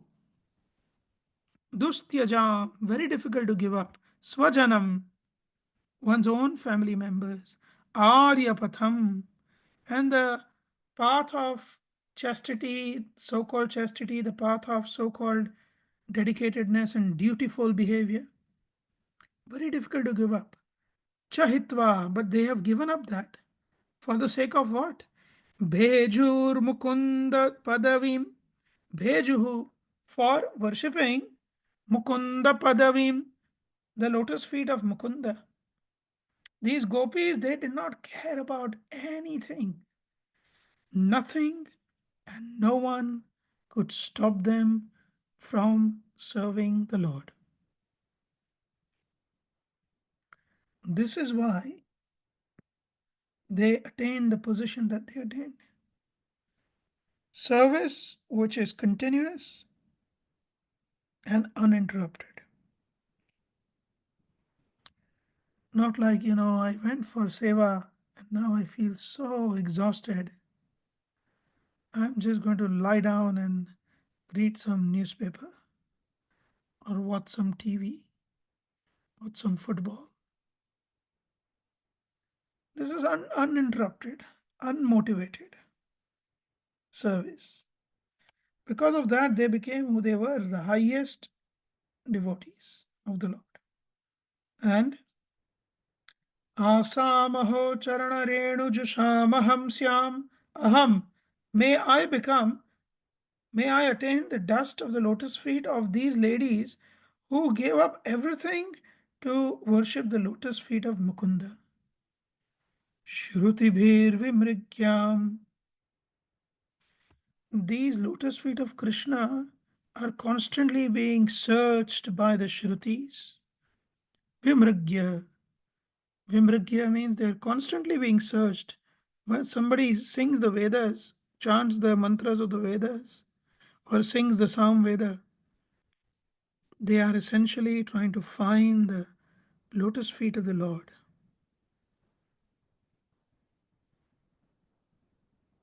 Those lotus feet were directly available to the gopis, not available to the Shrutis, to the Vedas, but they were directly available to the gopis. And hence, may I become a gulma, which is a small bush, lata, a creeper, or aushadhi, some kind of a herb, which will be trampled upon by these Braj Vadhu, these ladies of Braj. And by being trampled upon, I will receive the dust of their feet, which will be the perfection of my existence. Who is saying this? Uddhava. So Uddhava went to preach to the gopis, but he went to convert, but he came converted. Converted by the overwhelming love of the gopis. So he constantly resides. Where does he constantly reside? He resides as Gulma Lata Aushadhi even today in Vraj. The sadhana bhumi of Uddhava is Badrinath. He performs sadhana there, but his phala bhumi is Braj. Sadhana bhumi for us is, for example, London, but our phala bhumi may be Braj. So he resides eternally as a creeper, as a lata, Gulma Lata, at Kusum Sarovar. If you go to Kusum Sarovar, even now, as you enter inside, if you are fortunate, you keep going. Not many people visit, But if you're fortunate, you might find the pujari sometimes outside. You will see a very unassuming building, just like a little rectangular building with a very small door. That is the very spot where Uddhav spoke Bhagavatam. And if you go to the other side, the opposite side of Kusum Sarovar, that is where he, I beg your pardon. So this is the place where, no, Uddhav Baitak is the place where he spoke Bhagavatam, correct. And the other side is the Uddhav Kund. That's the place where he resides eternally as a Gulmalata. Although when you visit the Dham, sometimes they say both the things opposite. So they say that in Uddhav Baitak is where he resides eternally as a Gulmalata, and in Uddhav Kund is where he spoke the Bhagavatam to the gopis. Regardless, the places are so close by that it could have happened on either place. So when you go to the Mahatmya of these two places, they both say the same thing. I have my own view, but anyway. So in Kusum Sarovar, this Uddhav resides. So go there and celebrate by doing Katha and Kirtan. You see, the power of Katha and Kirtan is such that the devotees automatically become present there. When Srila Prabhupada was once in Conway Hall, which is in, I think it's in Holborn, in central London, the devotees had booked a hall for Prabhupada. And they had sent many, many invites, but hardly anyone came. And the devotees were feeling very sad and sorry that, we gave Prabhupada such hope for this program, but only about just the front row was filled with only 4 or 5 people. The entire hall was empty. So Prabhupada, anyways, he did not care. He started the kirtan, really, really ecstatic kirtan. There were more people on the stage than in the audience, although the hall could occupy maybe about 300 people. Soho Street actually does their, or used to, I'm not sure if they still do it, used to do their annual programs in Conway Hall. The last one I attended was almost half a decade back, but I know that they used to do that there. So in that Conway Hall, as Prabhupada did the kirtan and then kirtan stopped and Prabhupada spoke a few words and everyone dispersed, the devotees asked Prabhupada, went to Prabhupada and said, we really apologize that, there was hardly anyone there. It could have been a much bigger program. And Prabhupada said, no, did you not see?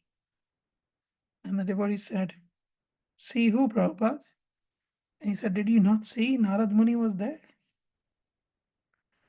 So when Katha and Kirtan happens with a lot of purity, a lot of realization, certainly the Lord, along with his devotees, is personally present there. So, and there is evidence, it will come. We will see that evidence. So here, Yamuna is saying, okay, the question you asked me is, where do we find Uddhav? Uddhav is always residing in Kusum Sarovar as Lata Aushadhi or Gulma Lata Aushadhi. So please go and do Katha and Kirtan there and he will appear. This is Kusum Sarovar. Some of you might have been. This is in Govardhan. So the wives, along with Vajranab and Parikshit, they do Kirtan and Katha. Such Katha and such Kirtan, it was never ever done before. And then they see that a beautiful personality appears from nowhere. He looks exactly like Krishna, except that he does not have the Kaustuba on his chest, and he does not wear a peacock feather. But he looks otherwise just like Krishna. Uddhava appears, everyone bows down to Uddhava, and they ask him, please tell us two things. Who are we? And what is our eternal service? And actually, these questions are very fundamental. The same question is true. The same question is true when one is a sadhaka and one becomes siddha. I'll tell you how. As a sadhaka also we say, when we are materialist, we come to spiritual life and we say, who am I? Oh, I'm a spirit soul. What is my service? Or you may say, I'm spirit soul, part and parcel of Krishna. To be more complete, that's what you would say. And what is my service? And why am I suffering? Ke ami, kena amar tapatraya. Kena, why? Why am I suffering? And ke ami, who am I? These are the questions that were asked to Mahaprabhu also. So, who am I? I'm a spirit soul, part and parcel of Krishna. What is my duty? To serve Krishna lovingly. Even when one becomes Siddha, the same questions are there. Who am I? Of course, I am a spirit soul, part and parcel of Krishna. But who? Oh, you are a Gopa, for example. What is my service? What am I meant to do? I know I'm meant to serve lovingly, but in what capacity, in what mood?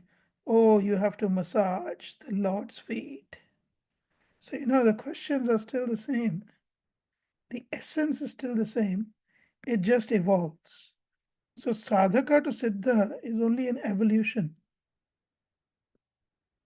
Evolution from a consciousness perspective.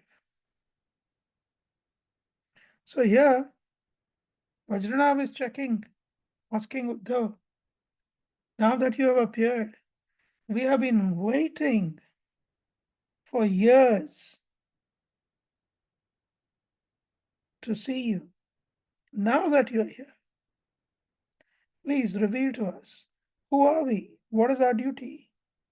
So Uddhav says, Evam Vajrastu Rajendra Prapanna Bhayabhanjakaha. You are Vajra, O Rajendra, O king of, O best of kings. Prapanna Bhayabhanjaka. This Vajra represents thunderbolt. Vajra means thunderbolt. Thunderbolt represents protecting those, and Bhaya means fear, and Bhanjaka means defeating or breaking, defeating the fear of those who are prapanna. Prapanna means surrendered. Prapanna Bhaya Bhanjaka. You are the one who break the fear or make fearless those who are surrendered. Because Vajra of the Lord, the thunderbolt of the Lord is always protecting. That is why Uddhava says to Vajranab, you are Vajranab, Vajra. You are actually Vajra. But we don't see Krishna having a Vajra, do we see? Has anyone seen Krishna with a thunderbolt? No, Prabhu. Krishna never carries a thunderbolt, isn't it? So what is this thunderbolt that Uddhava is talking about? He says, you are nothing but the thunderbolt that gives fearlessness or destroys the fear of those who are surrendered. And where is this thunderbolt? Shri Krishna Dakshine Pade, on the right lotus feet of the Lord. Sthanam etasya vartate. You are always situated on the right lotus feet of the Lord. If you look at the lotus footprint of Krishna, you see these different items. They all have significance, by the way. Like I'll give you just some random, maybe let's look at this.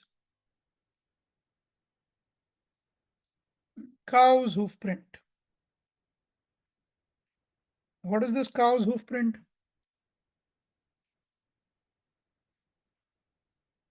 What does that mean? It means anyone who surrenders to the lotus feet of Krishna, this samsara, this material world, which is compared to a deep ocean, agadha aranava, sagara, samsara sagara, aranava, agadha, which means deep ocean. This deep ocean becomes just like the water that is contained in a cow's hoof print. If somebody says, well, you're a good swimmer, please swim across the English Channel, you might think twice. What if somebody said, please swim across the Atlantic Ocean? Impossible. So similarly, swimming across the samsara sagara is an impossible task. Crossing the samsara sagara is impossible. Samsara means the material existence, sagara means the ocean. Crossing over the ocean of material existence is impossible. However, one who surrenders to the lotus feet of Krishna, to be more specific, the left lotus feet of Krishna, actually any lotus feet, but on the left lotus feet, he has the marking of a calf's or a cow's hoof print.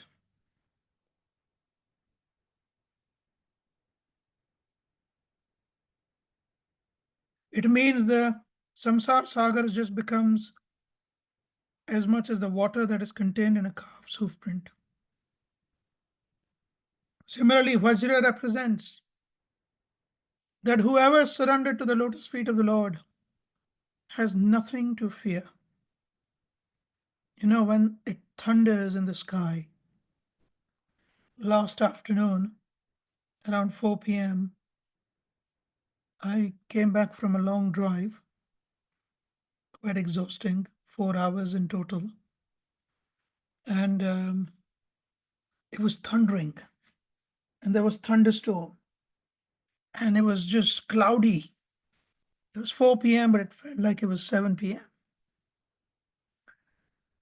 with thunders in the sky.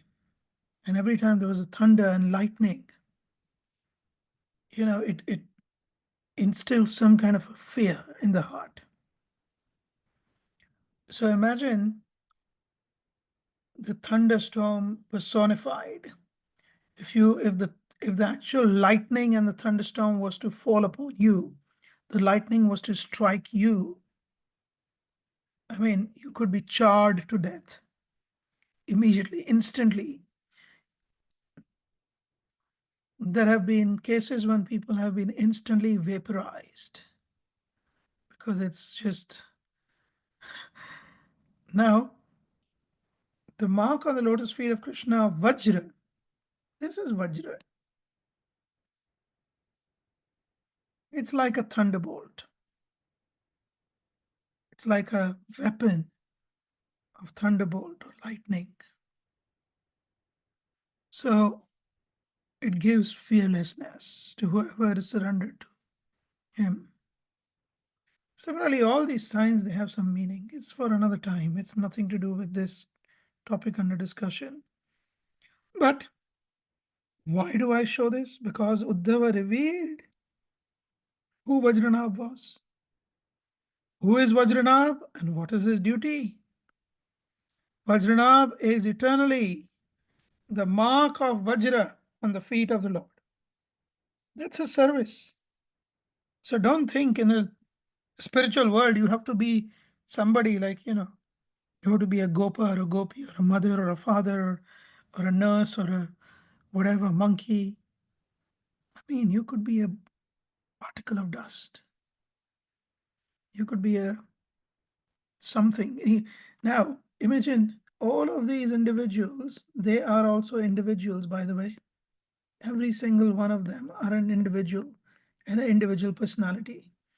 Because in the spiritual world, everything is personified.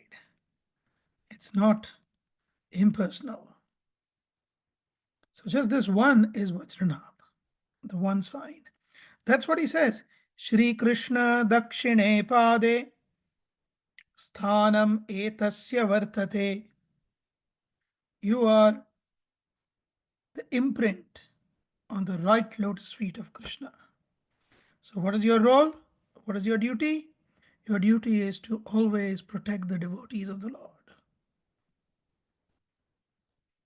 So they were told, this is the essence, repeating. You can only be happy by connecting with the Lord. Maya of the Lord brings about forgetfulness. Krishna himself was present in the 28th Dwapar Yuga, so there was no effect of Maya. Now he has disappeared, but only he can dispel Maya. So where is he now? Where is he now? Where is Krishna now? So there, that is the question which is being answered by Uddhava. When Vajranabh asked, where is he now? In Kali Yuga, that Krishna has now disappeared. Please repeat after me. Don't repeat in the mic, or you can repeat in the mic if you want. Chorus is not very good on Zoom, but let's see. Call and repeat is not generally possible. We'll see. Srimad Bhagavatam Shastram Srimad Bhagavatam Shastram Yatra Bhagavatai Yada Yatra Bhagavate Yada Kirtyate Shruyate Chapi Kiryate Chapi Shri Krishnas Tatra Nishchitam. Shri Shri Krishna Krishna Tatra Nishchitam. It's a powerful verse. This is Uddhava telling Vajranabh. Srimad Bhagavatam Shastram. This Bhagavat Shastra, Yatra Bhagavata Yada. If a Bhagavata, which means a devotee, Yada, if a devotee, Yatra, wherever a devotee, if a devotee and wherever a devotee, Kirtyate, wherever a devotee sings or speaks, Bhagavatam, Shruyate, or a devotee hears. See, here the key thing is devotee. Bhagavata. Devotee is either speaking or hearing. To hear is to take in, to speak is to give out. What is he giving or hearing? Bhagavatam, Srimad Bhagavatam. Srimad Bhagavatam Shastram, Yatra, wherever, doesn't matter where, wherever. Bhagavate Yada, but there is a condition if it is a devotee. If it's not a devotee, it doesn't work. If it is a devotee, he speaks or he hears, cha and api also. Shri Krishna's Tatra Nishchitam. What a beautiful assertion. He's being so assertive. So he's speaking assertively. What does it say? Shri Krishna Tatra Nishchitam. Krishna is there definitely, personally present. This is the power of Bhagavatam. So question was, now in Kali Yuga, where is Krishna? Response from Uddhav was, Krishna is personally present when a devotee speaks Bhagavatam and when a devotee hears Bhagavatam. In fact, Srimad Bhagavatam yatra shlokam shlokardham evava. Not the whole Bhagavatam. Even if one verse of Bhagavatam, even if half a verse of Bhagavatam is present somewhere, is discussed somewhere, is heard somewhere, tatrapi Bhagavan Krishna, even there, not where the whole Bhagavatam is, but even where one verse or half a verse of Bhagavatam is discussed and heard, Krishna is personally present there. Bhagavan Krishna Vallavi bhir virajate. He shines, he manifests there. Vallavi bhi. Vallavi means gopi. Gopi jana. So with the gopis, he's personally present. So Bhagavatam has, so even 1/18,000th of a Bhagavatam or 1/36,000th of a Bhagavatam, meaning half a verse, one verse, half a verse, one or half, Krishna is fully present with all the gopas and all the gopis. Actually, in this verse, he just says gopis, Krishna plus the gopis. So you might just say Krishna plus the gopis.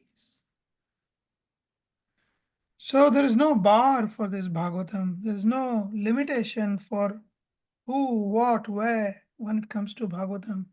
Everyone has entry, all varnas, all ashrams, even women. Why this even women? Because it is said Veda mantras, women cannot chant.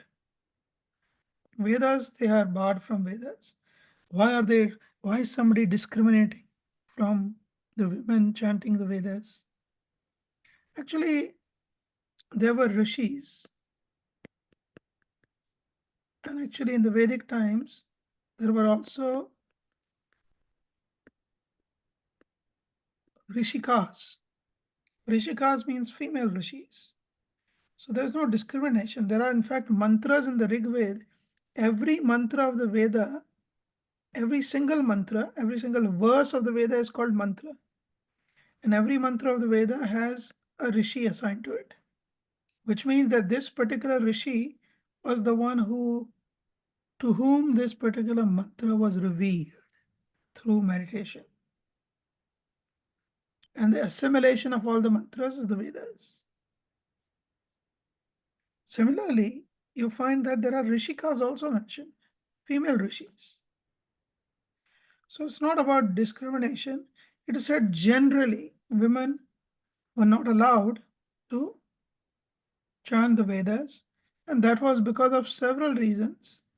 One of which was that they have this very natural period of uncleanliness once a month.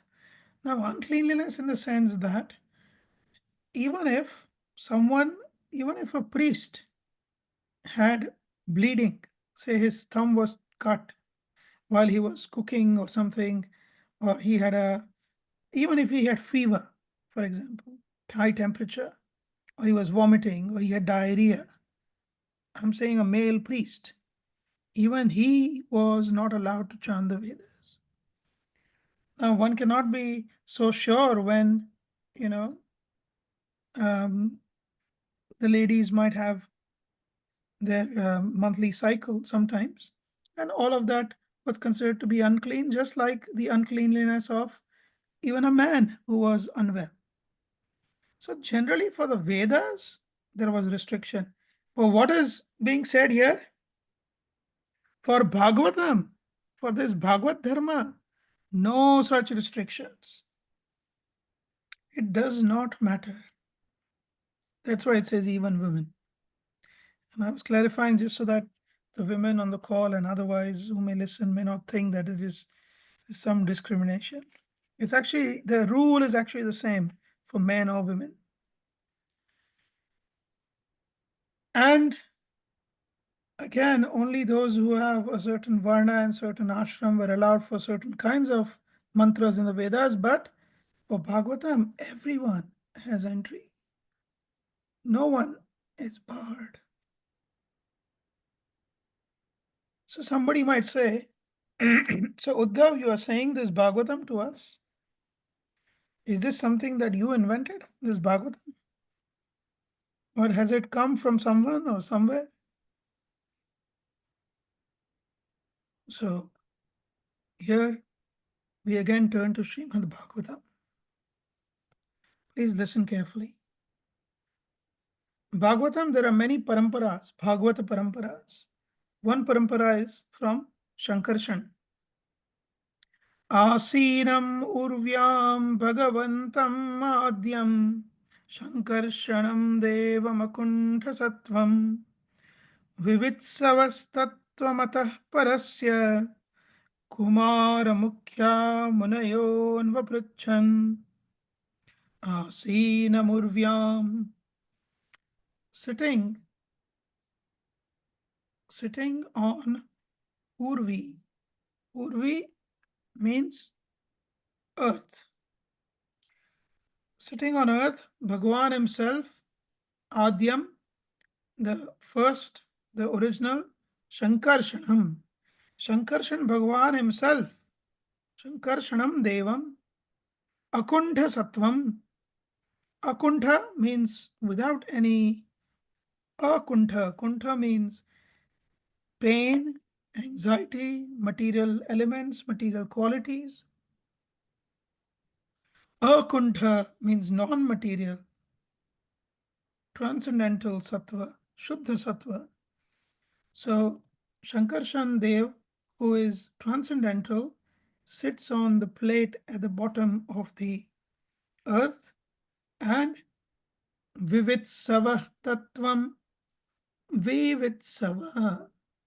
Vivitsava means one who is eager to learn, eager to read, eager to. This is from Vid Dhatu, which means to study, to know, from which you have the word Vidya, for example, Vid. So Vivitsava. So Vivitsava means those who are desirous to know Tattvam, the original Tattva, Ataha Parasya, of the Supreme. Which Tattva? Supreme Tattva. Kumara Mukhya. So Sanat Kumar, who is one of the four Kumaras, Munayon Vaprachan. The four Kumaras, they inquired from Shankarshan, who is right at the bottom of the universe, to tell them about the ultimate Tattva, Parasya Tattvam. They inquired Shankarshan. So you can see here Shankarshan. Where is Shankarshan? This is Shankarshan. So this is the different words. Over here, there's a plate like this. Yeah, Bhumandal is there. Then these are the lower planetary systems. Atala, Vitala, Sutala, Talatala, Mahatala, Rasatala, Patala. And then below Patala are the 28 hellish planets described in Bhagavatam very beautifully, 5th canto. And then below that is Shankarshana. And this is another way to look at it. And it is that Shankarshan who gave the Bhagavatam to the four Kumaras. Swameva Dhishnyam Bahumanayantam Yadvasudeva Bidham Amananti Vasudeva Abhidham. Abhidha. Abhidham means referred to as Vasudev. This Shankarshan is also sometimes referred to as Vasudev. Swameva Dhishnyam, his eternal abode. Bahumanayantam, many, Bahu, many want to attain his Dhishnyam. Dhishnyam means abode. Swameva Dhishnyam, his abode, many want to attain his abode. Yad Vasudeva Abhidham Amananti, and they consider him or they remember him as Vasudev. Pratyag Dhritaksham Bhujakosham, and he is sitting there with his eyes Ishad. Ishad means slightly. Unmilayantam, slightly closed. So the eyes of the Lord are actually like this.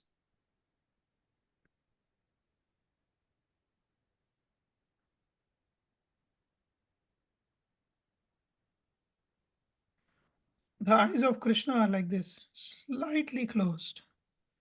So sometimes if you see Radharaman's eyes or something, you will see the eyes are something like this.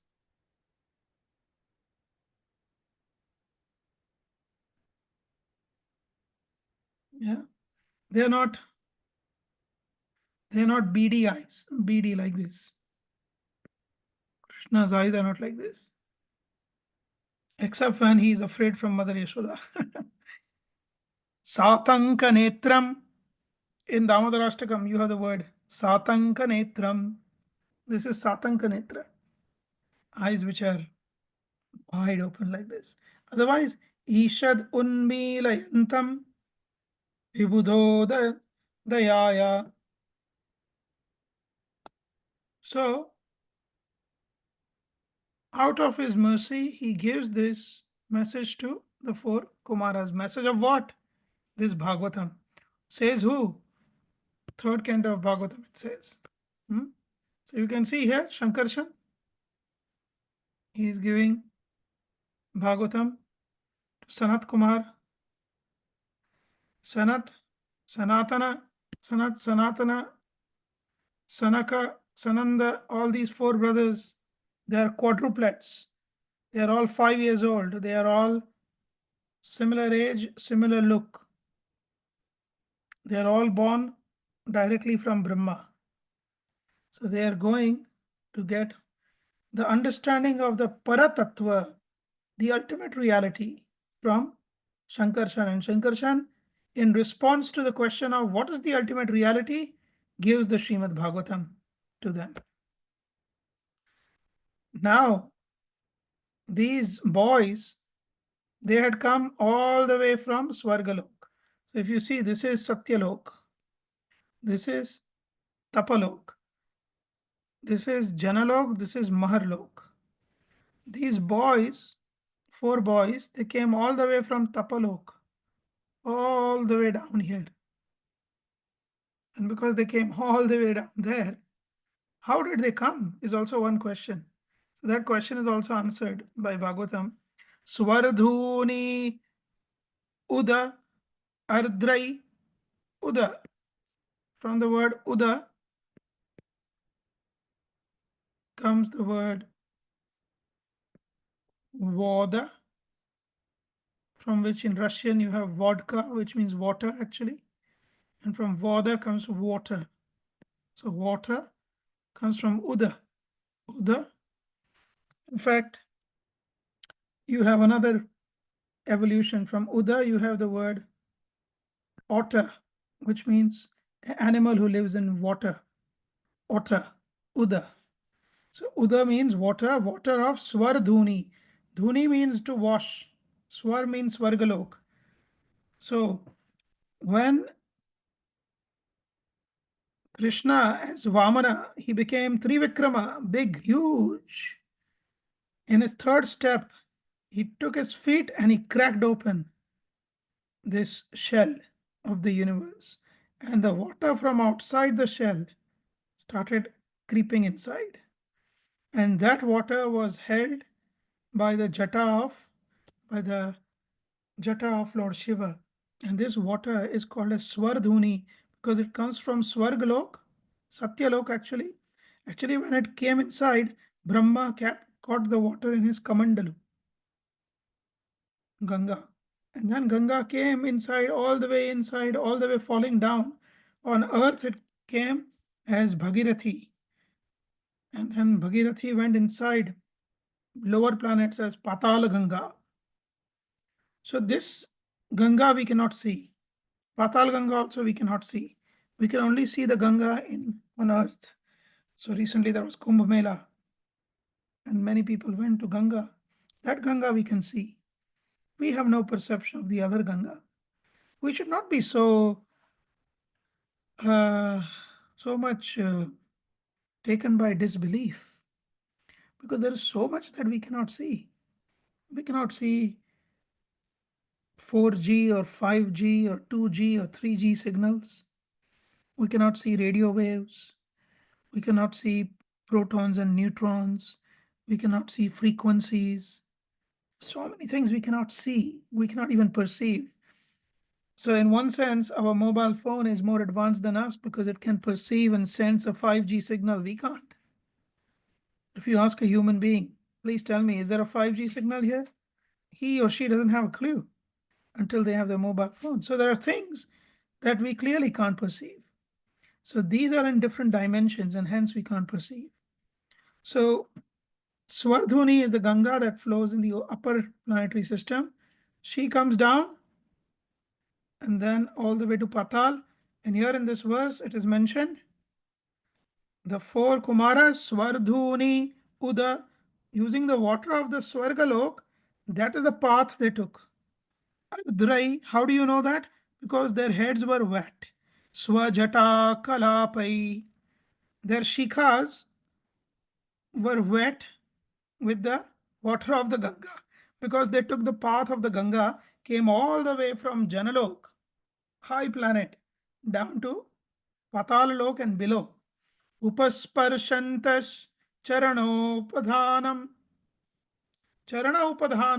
Upasparshantas Padmam Yad Archantyahi Rajakanyah. Ahi Rajakanya, the king of serpents now actually in the lower planetary systems, the Rasatal, Mahatal, there are sarpas, snakes of different varieties in the lower planetary system. Even Rasatal has full of snakes. And the snakes' daughters, the king of snakes, their daughters, they worship Shankarshan for getting a good husband.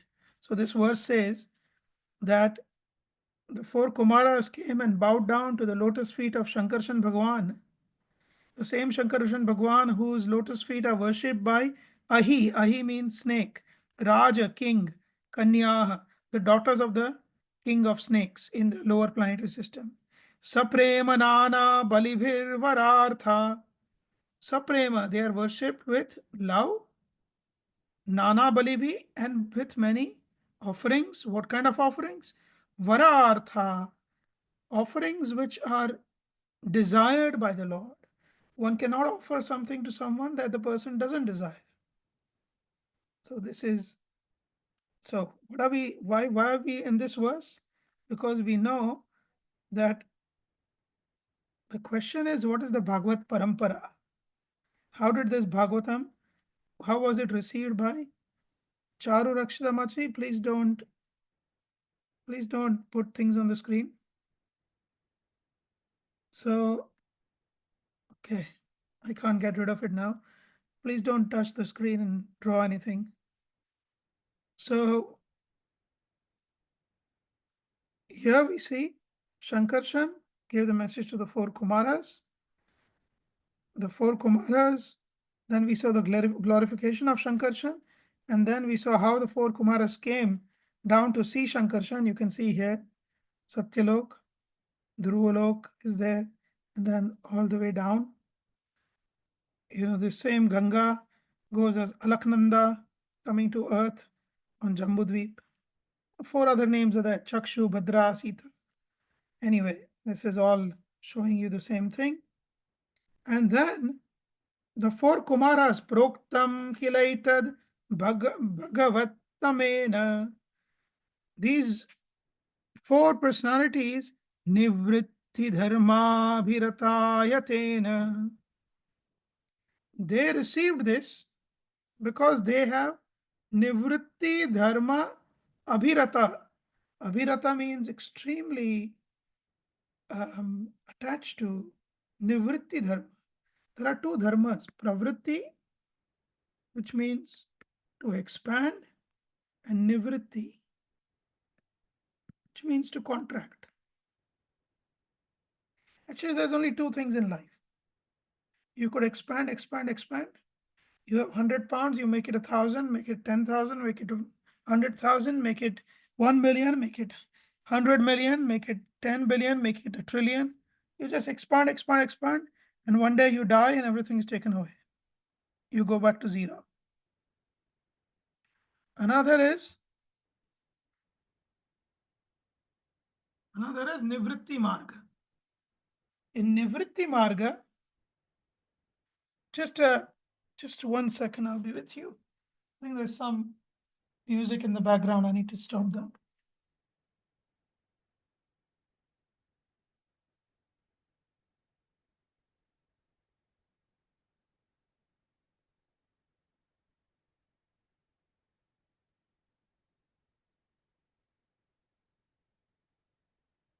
So, Nivritti Marga means to reduce.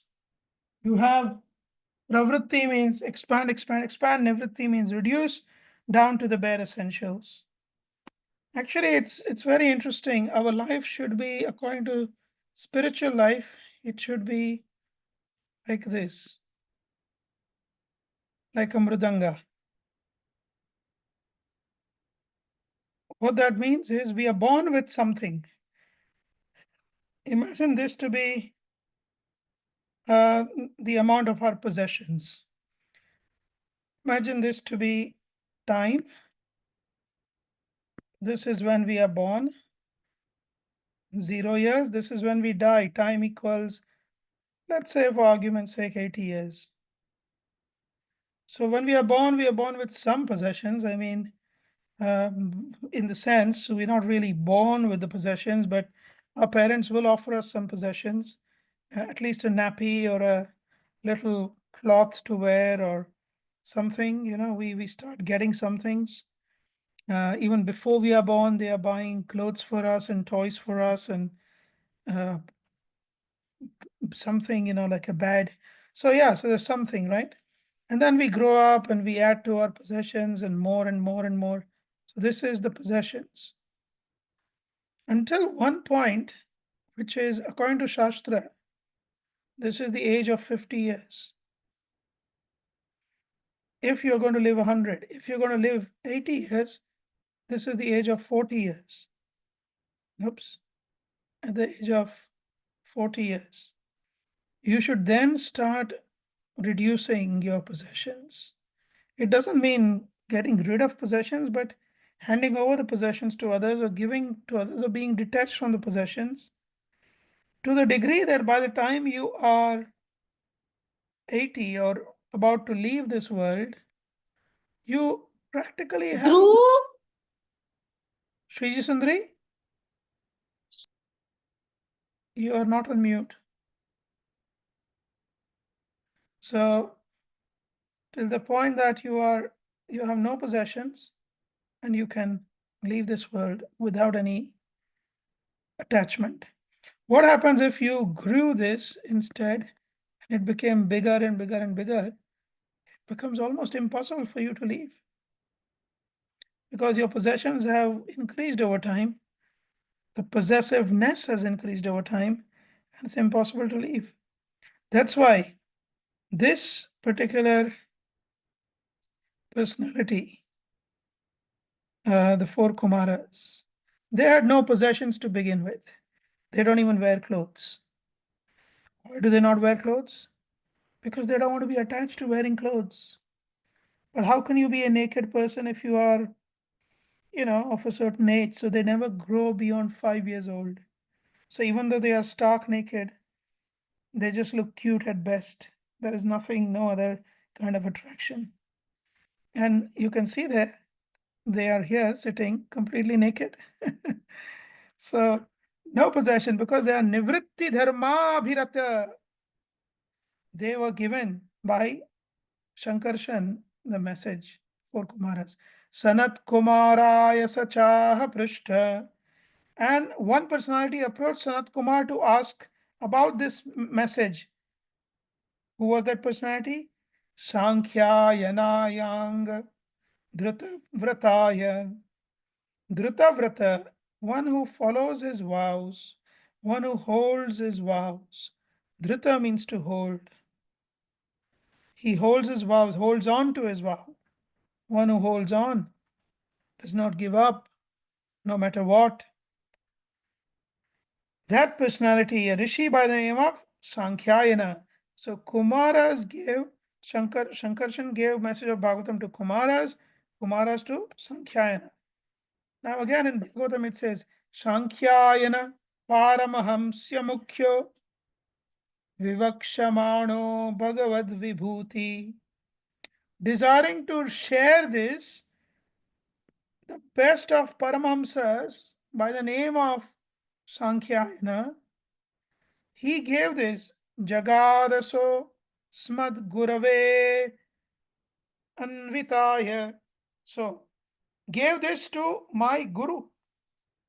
Who's saying this? Maitreya is saying. Maitreya is speaking to Vidura that this message was given to my Guru from Sankhyan. So Shankarshan to Kumar, Kumar to Sankhyan. Sankhyan gave it to his Guru. Parasharayat Bruhaspatescha. Maitreya's Guru, Parashar. And there was another personality, Cha, and. Who was the other person? Bruhaspatescha. There was another personality, Bruhaspati, who also got this message.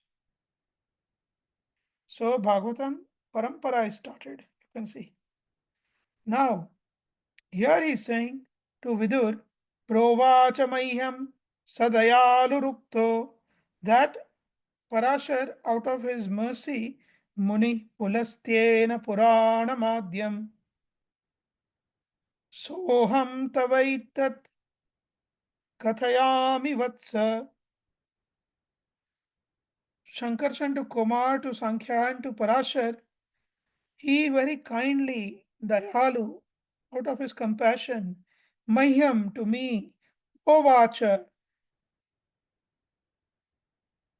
This is also Latin. Pro means perfectly. Vacha, you have vox. You have English word voice. It comes from Vacha. So he spoke perfectly. He spoke completely. Pro Vacha Mahyam Sadayalu Rupto. That Dayalu, the most merciful Parashar, spoke to me that Purana Madhyam, that Bhagavad Puran.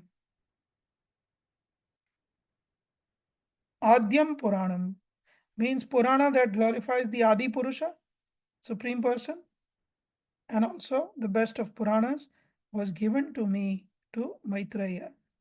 Soham, and I am Tavaitat, giving this Kathayami Vatsa, oh dear, I'm saying this same to you, O Vidura. Why? Because you have two qualities. Two qualities to listen to Bhagavatam from someone. Shraddha Lave. You have full faith in my words, full faith in me. And Nityam Anuvrataya. And you always follow my orders. You always serve me. This we find very difficult.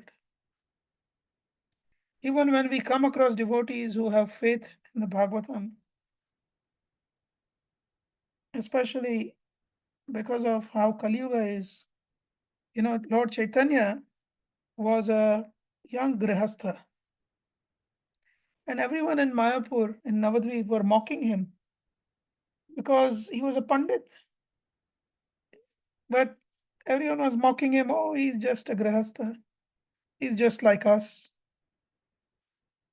So Mahaprabhu said, oh, I must take sannyas. If I take sannyas, then they will respect me. So generally people have this color disease.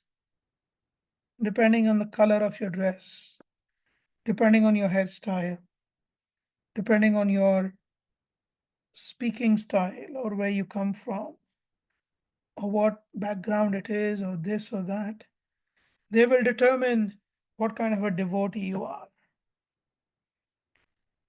This is because they are themselves on a very external platform.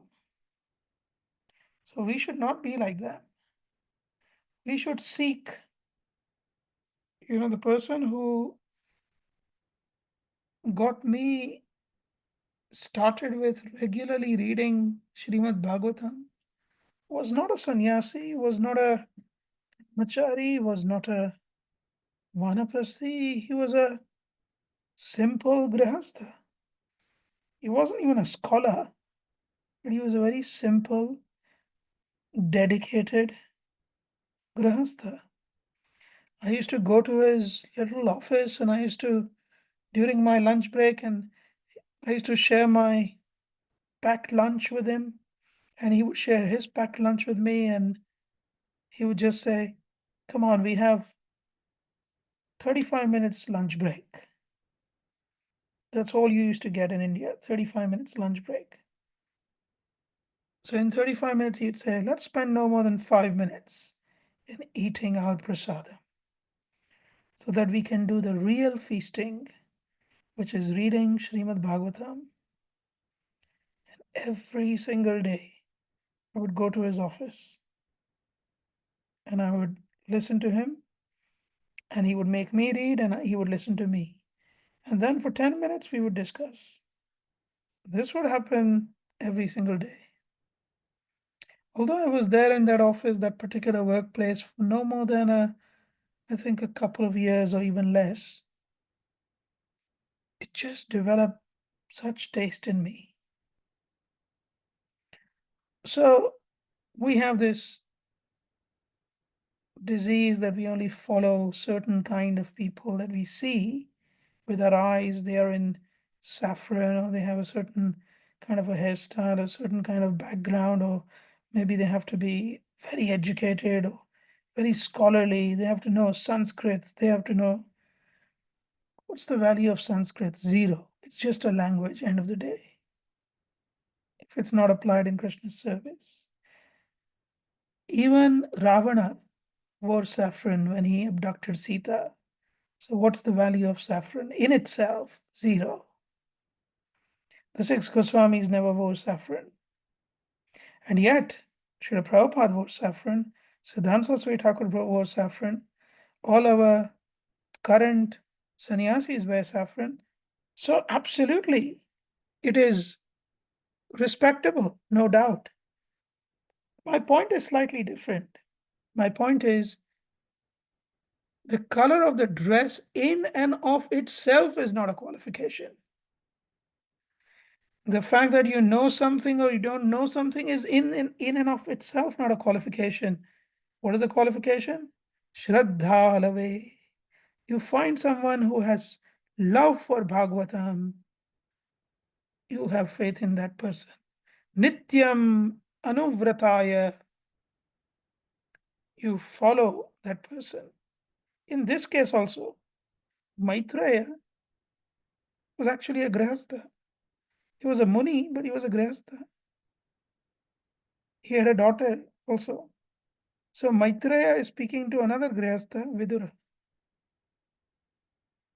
Both Bhagavat.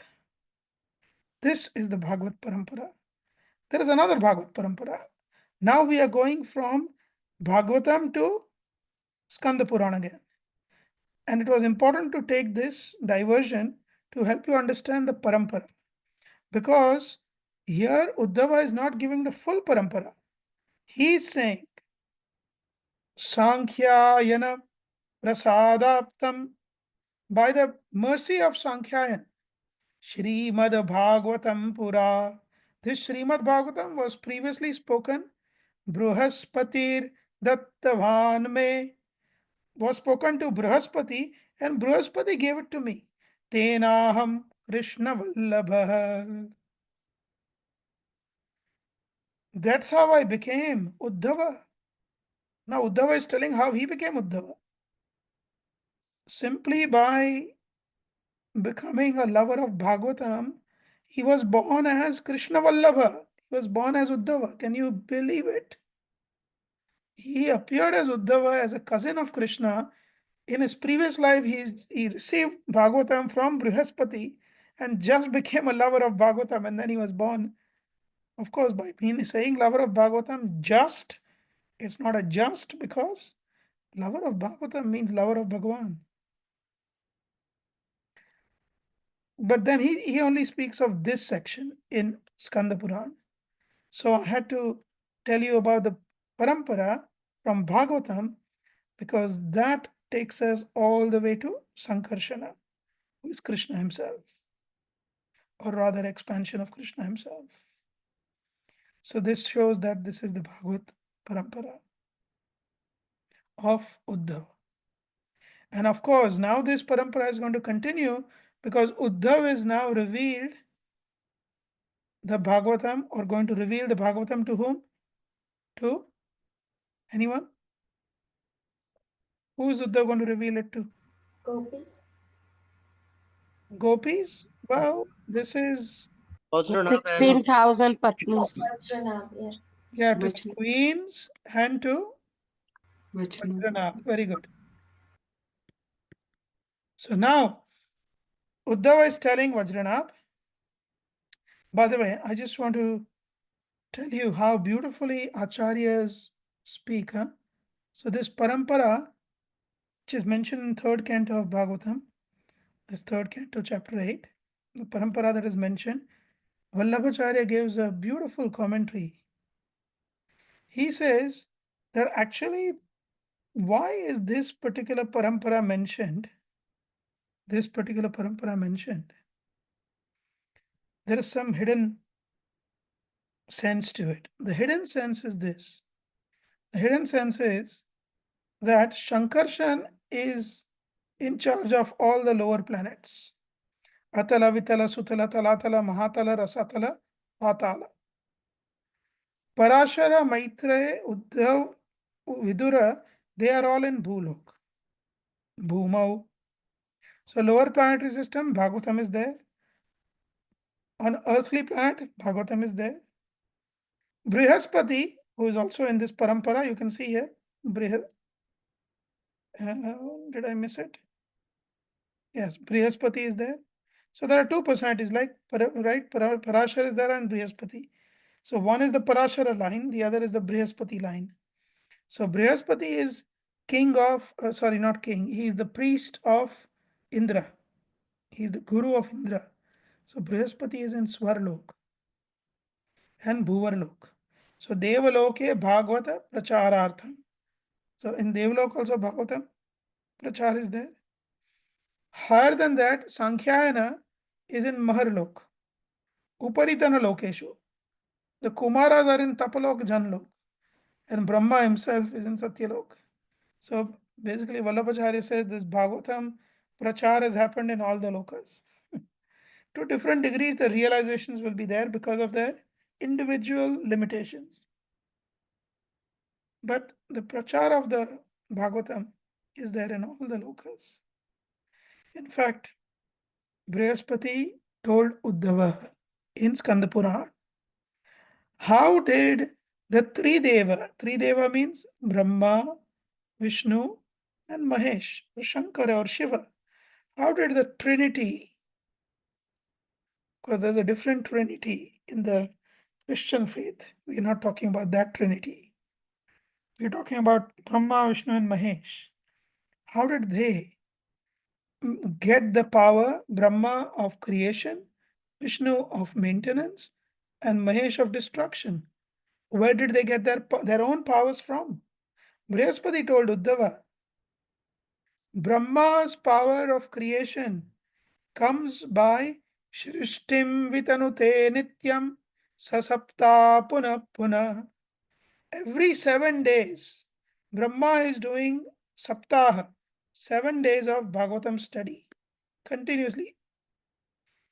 In 7 days, he finishes the whole Bhagavatam and he continues. And by doing this 7 days at a time, Bhagavatam study, he gets the power to create. It's beautiful, huh? It says here, see, I quoted the verse also. Shrishtim vitanute nityam. He is able to create continuously. Sasapta puna puna. By again and again studying Srimad Bhagavatam. What about Vishnu of the Trinity? By reading 1 month Bhagavatam at a time. So he does 30 days, 30 days, 30 days.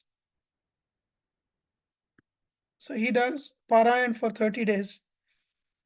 Samartho bhut shriya masi masi Bhagavatam smaran. Remembering Bhagavatam, masi masi. Masa means month. Every month, 30 days. How does Shiva get his power of destruction? Katha Bhagavati Tena Sevita Varsha. Here is Masa, here is Saptaha, here is Varsha. Varsha Matrataha. Lord Shiva takes 360 days to finish Bhagavatam. Study once. And 360, like that. So, Uddhava says, Tatastu Vaishnavim Ritim. According to the Vaishnava method, Vaishnavim Ritim, Grihitva Masa Matrataha. Understanding the whole Bhagavatam in 1 month, I understood the whole Bhagavatam. This is what inspired me to actually propose to someone recently that I would like to do a 1 month study of Bhagavatam, entire Bhagavatam, all 12 cantos in 1 month. Just by this verse was my inspiration when I proposed that to somebody in Govardhan. We went to Govardhan recently and I made that proposal. He was very excited. He asked me how many sessions and how many hours, and he thought I might say maybe 1 hour a day. I said, well, minimum of 9 to 12 hours a day, and for a full month without a break, no weekends. And he was so excited. He said, Jai, I'm looking forward to it. So Tatastu Vaishnavim Ritim Grihitva Masa Matrataha. In a month, I grasped the Bhagavatam. Srimad Bhagavata Swado. I could taste Bhagavatam. Maya Samyam Nishevitaha. You see, we do so many things. We go to this retreat, that retreat, and yoga retreat, and some breaks of some kind, some holidays, short trips. Some people go away for like world tours for a month, 2 months, 3 months. But this is a real investment. 1 month of exclusive 100% Bhagavatam. Sometimes people think, well, what, 8 hours a day? 8 to 10 hours to 12 hours a day? It's too much. But then you ask them, what do you do for a living? Oh, I am a train driver. I drive trains on the national train line. How many hours do you work? Oh, sometimes between 10 hours to 11 hours. And that's okay because it's become okay in their minds. But you ask them to do the same thing for Bhagavatam, it's too much. This is our conditioning. This is how we are. But Uddhava says, for 1 month, full time. And then Parikshit Maharaj tells Uddhava. Now listen, Parikshit is telling Uddhava. Haridasa tvaya karyam. He says, oh Haridas, O servant of Hari, O Uddhava, Tvaya Karyam, you must do Srimad Bhagavata Kirtanam. You must do the kirtan of this Bhagavatam. Adnapyoham yatha karyam. And please order me something. I can do something for you. What should I do? You start Bhagavad Kirtan. Sahayatra maya tatha. How can I help you? Sahaya. How can I help you? Please order me. Start the Bhagavad Katha, please. We would also like to associate with Krishna. Uddhava tells Parikshit, Shri Krishnena Parityakte. When Krishna left Bhutale Bhagavan Kali, when Krishna left Bhagavan Kali, here Bhagavan means the great, the powerful. Bhagavan doesn't mean Supreme Personality of Godhead. The great powerful Kali, Karishyati Param Vignam, because Krishna has left, Kali is making a lot of havoc, creating a lot of havoc. Param Vignam, Satkarye Samupasthite, especially when Satkarya is being done, when devotional activities are done, Kali creates a great havoc. Therefore, Tasmat, therefore, Digvijayam Yahi, in all directions, north, south, east, and west, in all directions, Yahi, go in all directions, Kali Nigrahamachara, and control Kali. Take him under control. Because if he is in power, I cannot do this Bhagavatam uninterrupted. He will interrupt me somehow. So go and control him. Aham tu masa matrena, and then I, within 1 month, what will I do? Vaishnavim ritimasthitaha. In the Vaishnava method of understanding, studying Bhagavatam in 1 month, I will give this Bhagavad Katha for 1 month. Parikshit tells Uddhava, Kalim tu nigrahishyami. I can go and control nigrahishyami. I will control Kali. Tata. But my dear sir, te vachasi stitaha. By doing that, I will fulfill your words. But I have a problem. I have a concern. That if you send me away to control Kali, and you speak Bhagavatam to Vajranab and the queens, Shri Bhagavata Samprapti, then the attaining of Bhagavatam's mercy, Katham Mama Bhavishyati, how will I attain that mercy? So what he is saying is, Uddhava is here. Vajranab plus the queens are here. Uddhava is saying, I will do Katha, and Parikshit, you go away and you control Kali. So you deal with Kali. So Parikshit is saying, if I am away, I am losing out on Bhagavatam. How will I get it? So Uddhava says, do not worry. Men in general do not know the glories of this divine literature, but you will be the cause of distribution of this literature in general. The beautiful verse, he gives assurance. He says, Tvat prasadena bahavo, by your mercy, many, many, many millions of people, Manushya Bharata Jire, on this planet Earth, millions of people, through you will become the means. Through you, they will Srimad Bhagavata Praptau. It should be Bhagavata. Srimad Bhagavata Praptau. You will be the cause of millions of people attaining Bhagavatam. Sukham Prapsyanti Shashvatam. And through attaining Bhagavatam, they will attain permanent happiness. So, this verse also tells us that actually Bhagavatam cannot be heard, cannot be comprehended, and one cannot fall in love with Bhagavatam before the right time. It was not the right time for Parikshit. Before the right Kriti, he did not have enough Sukriti, and before getting the kripa of Shukadev, he could not get. So one has to be, that is why I always have, whenever I speak about Bhagavatam, there may be some who understand, some who don't, some who are attentive, some who are not, some who attend but don't follow through, some attend and drop off midway, some join late, some leave early, some multitask while listening.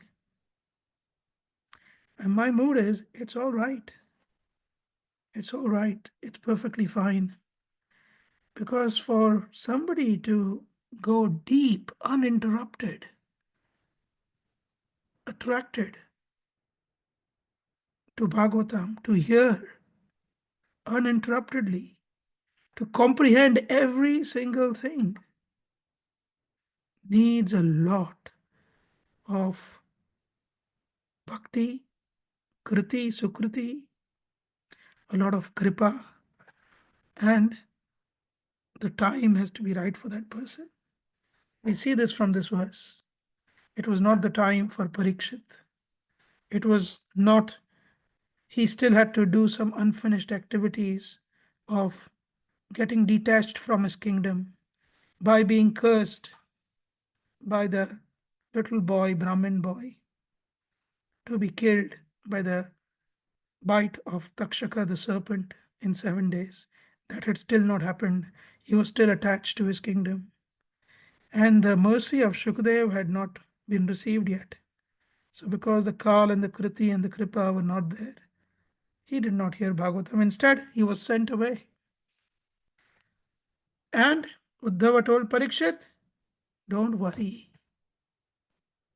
Because Parikshit said, how will I become the cause of spreading Bhagavatam to the whole world? Uddhav said, Nandanandana Rupastu, the very form of Nandanandana will appear. Shri Shuko Bhagavan Rishi, as the great Rishi Shukadev Goswami, Srimad Bhagavatam Tubhyam, and he will give Bhagavatam to you.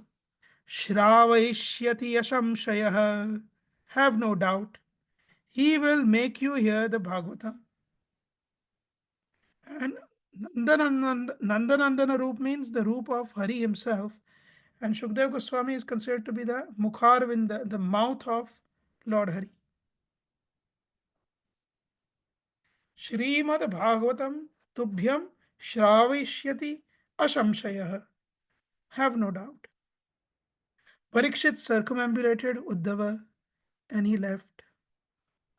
Vajranab installed Pratibahu as the king because Vajranab also had a son called Pratibhav. Parikshit left, and then we see in Bhagavatam, in Srimad Bhagavatam, we see Parikshit Maharaj coming across Kali. So this is the context. In Bhagavatam, we don't find the context of why Parikshit, was it that Parikshit was just loitering around and he happened to see Kali? Well, he was looking for Kali and he found him. Why was he looking for Kali? Because Uddhav asked him to. Why did Uddhav ask him to? Because he wanted to speak Bhagavatam for 1 month uninterrupted, without any disturbance, to the queens and to Vajranab. How did Uddhav and why did Uddhav want to speak to them? Because the queens found him and asked him to speak Bhagavatam. Why and how the queens found him? The queens wanted to find him because they asked Yamuna, how could they be released from their separation from Krishna? And Yamuna said, only if you know who you are and only if you know what to do in relation to Krishna, you will be able to be released from this separation, feeling of separation. And then Yamuna said, just like Uddhava released the gopis from that separation to some degree, similarly, he can help you. So go and find him. That is why they found Uddhava. So So this is the whole background. Vajranab installed his son Pratibahu as the king, and in 1 month katha at Govardhan by Uddhav. So Bhagavatam, the first Bhagavatam recitation done by the pure devotee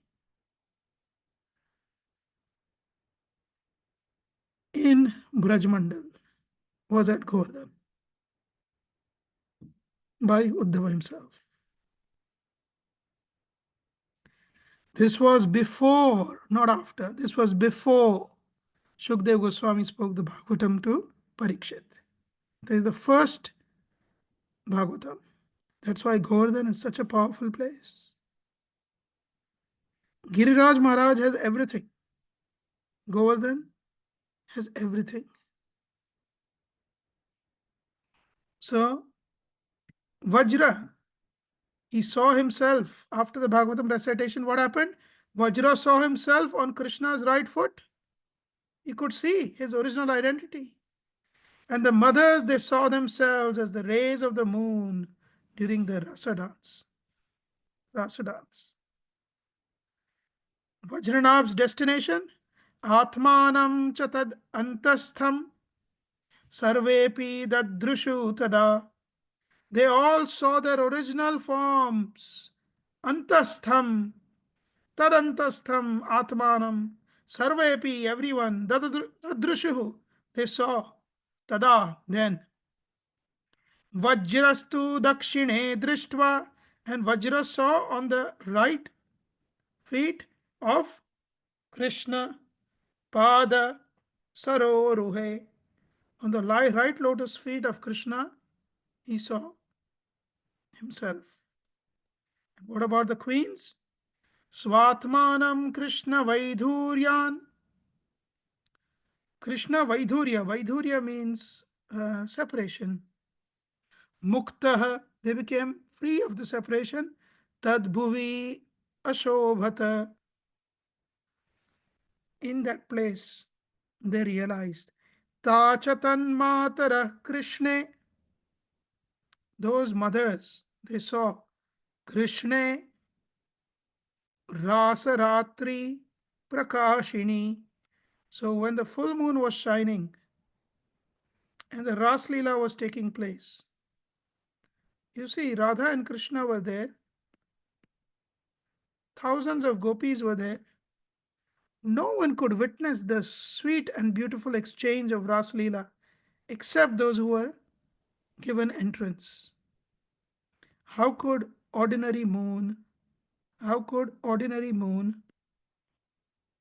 and ordinary moonlight have entrance into the Ras Leela? If that was possible, then that would be against the principle of exclusivity. That is why Krishna himself became Chandra, became Krishna Chandra. Krishna Chandra. And the moonlight, all of this moonlight, Chandrika, were the queens of Krishna in Dwarka. Their expansion, their original form was the moonlight. Thousands and millions of them. And this moon, when full moon shines in the month of Kartik, which is Radharani's favorite month, the moon is known as Kartika Chandra. The moon that's non-different from Krishna. Kartika Chandra. And this Kartika Chandra is the one that witnessed the Ras Leela. But Kartik Chandra is Krishna himself witnessing Krishna's Ras Leela. Because no other entity was allowed. So here they realize that they are Rasa Ratri Prakashini. Prakasha. Chandre Kala Prabha Rupam. What was the Rupa? Chandre, in the moon. Kala Prabha. Chandra Kala means the moon rays. Prabha means light. Rupam, That was their original form. Atmanam vikshya vismita. Seeing themselves as the moonlight, they became extremely astonished. Swapreshta viraha vyadhi. The most beloved, their most beloved, viraha vyadhi. The vyadhi, the pain of viraha they had from their most beloved, vimuktaha. They became free of that. Swapadam yayuhu. Swapadam, they went to their original position in the spiritual world.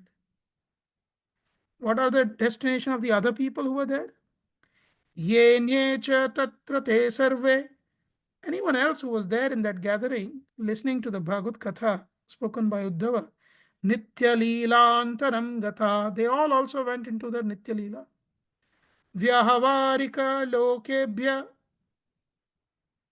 from this transactional world, Sadhyo Darshanam Agata, they became invisible from this transactional world. Where are they all now? Govardhana Nikunjeshu. All these personalities, they disappeared, but they are still there. Uddhava is still there in Govardhana Nikunjeshu. Govardhana is a very special place. Goshu, amongst the cows. Vrindavanadishu, in Vrindavan and the other 11 ones, the Dvadasha Kanana. Nityam Krishnena Modante, they constantly please Krishna. Modante. Drishyante Prema Tatparai, they can be seen by those who have eyes of love, even today. This finishes our session for the day. This is how far I wanted to come till chapter 4. Next week we shall continue. It's not finished yet. We shall continue and then we shall go into the Padma Puran glories. This is Skanda Puran glories of Bhagavatam. We'll go into the Padma Puran glories, which is also a beautiful story of a Brahmin who gets misled and then his stepbrother helps him, and how the glory of Bhagavatam is established through that. Okay, any questions or comments? Anyone? Yes, Prabhu. Oh, is my camera not on? Sorry. Yes. Hare Krishna. Jay? Yeah. I think you're on mute. Sorry. Hare Krishna, thank you. My question, maybe I might have got confused, but it was about the Vajrabha. He was on the left foot before listening to the Bhagavatam, and then he found himself on the right foot. Did I get that wrong? He was always on the right foot. He was always on the right foot. Yeah, maybe when you look at the image, you see on the left side there is Vajra. But that's not the left foot, that is the right foot. That because we are looking at the feet. If Krishna was standing on a transparent floor and we are looking at his feet, that's how the feet are being projected. Okay, so it's his right foot actually. Yeah. Good. Anyone else? And so it means he became like a particle of the dust particle of the Lord. No. Okay. It's a marking on the foot. It's a marking on the foot, yeah. If you look at your own hands, there are so many lines on your hand, isn't it? Yeah. There is some, I don't know, some people say there is different letters, M. So once my son said, if you have M on your hand, you have lots of money. I looked at the M on my hand, it's pretty big. I don't have lots of money. So I don't think it's true. But yeah, we all have some kind of random lines at best. We don't understand. So it's kind of random lines. Krishna's hands and feet don't have such random lines. It has these markings that I just mentioned. Okay. So this Vajranabha is actually one of those markings on Krishna's right foot. Each of those markings is an individual. Because in the spiritual world, every single thing is a personality. So, good question. Thank you. I actually, was given a present of the markings of the foot, but now I really understand it a bit more.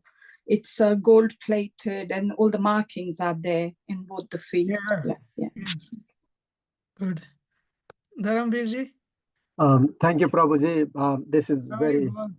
wonderful. And my question is, although there are several questions, but I would like to ask this one now. Uddhava didn't consider Parikshit ready to hear the Bhagavatam at that point of time, and whereas he would later hear Bhagavatam from Shukadeva Goswami, at that time, as we know now, that he was attached to his kingdom. He was also given darshan by Lord Krishna himself when he was in the womb.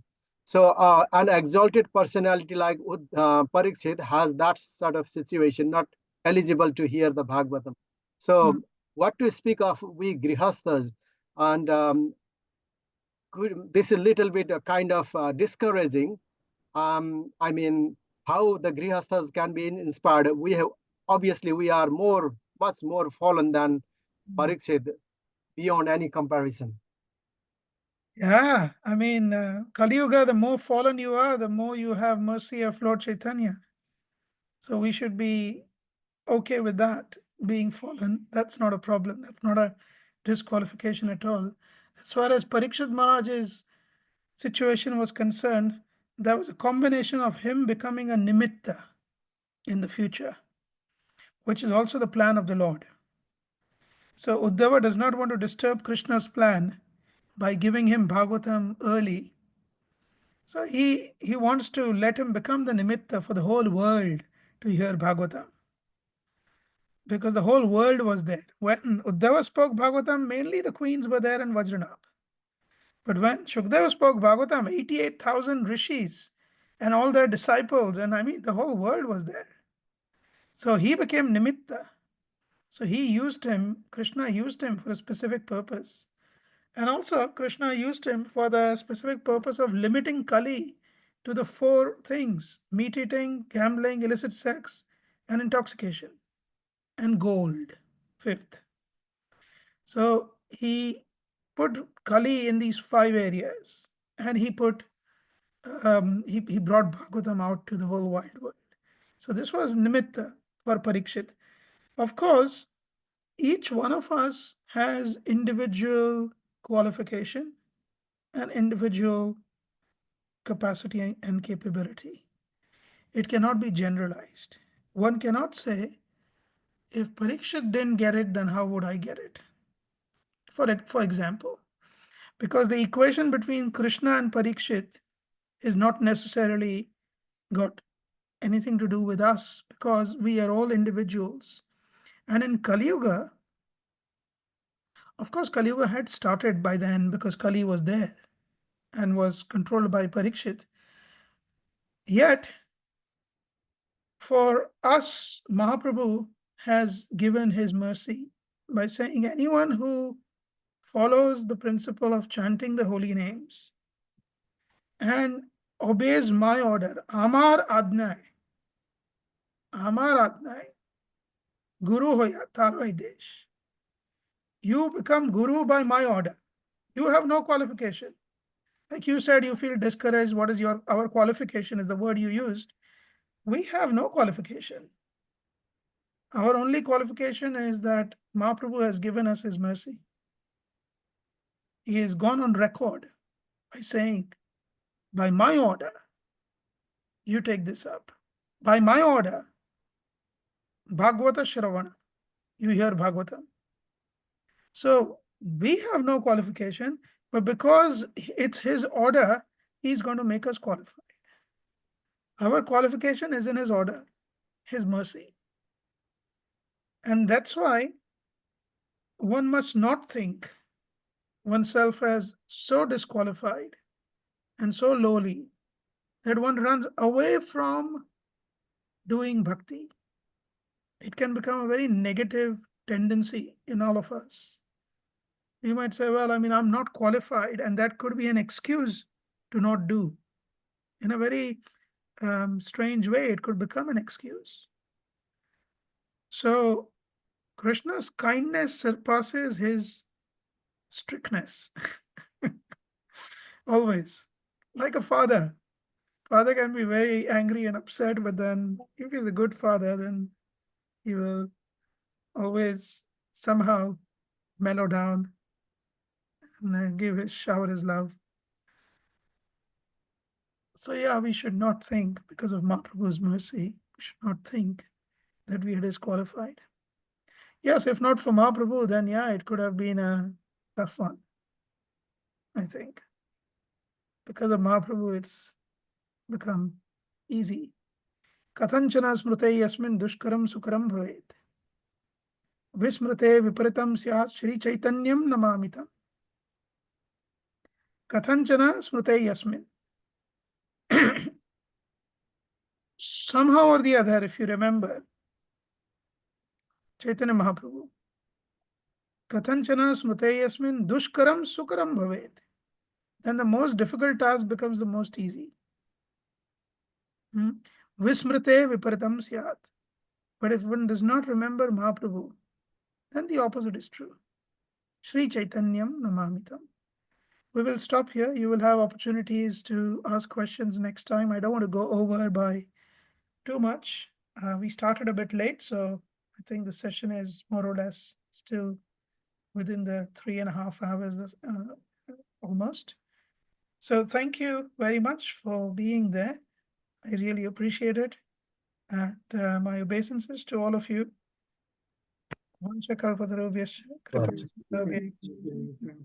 Itanam Pavanebhyo Vaishnavebhyo Vrinda ki jai. Srila Prabhupada ki. Srimad Bhagavatam ki. Thank you very much. Thank you, Prabhu. Thank you so much. Thank you so much, Kartik Prabhu. Chandra Hare Prabhu ki Krishna. jai. Jai. Thank you so much. Thank you. Thank you, Prabhu. Hare Krishna. Very much.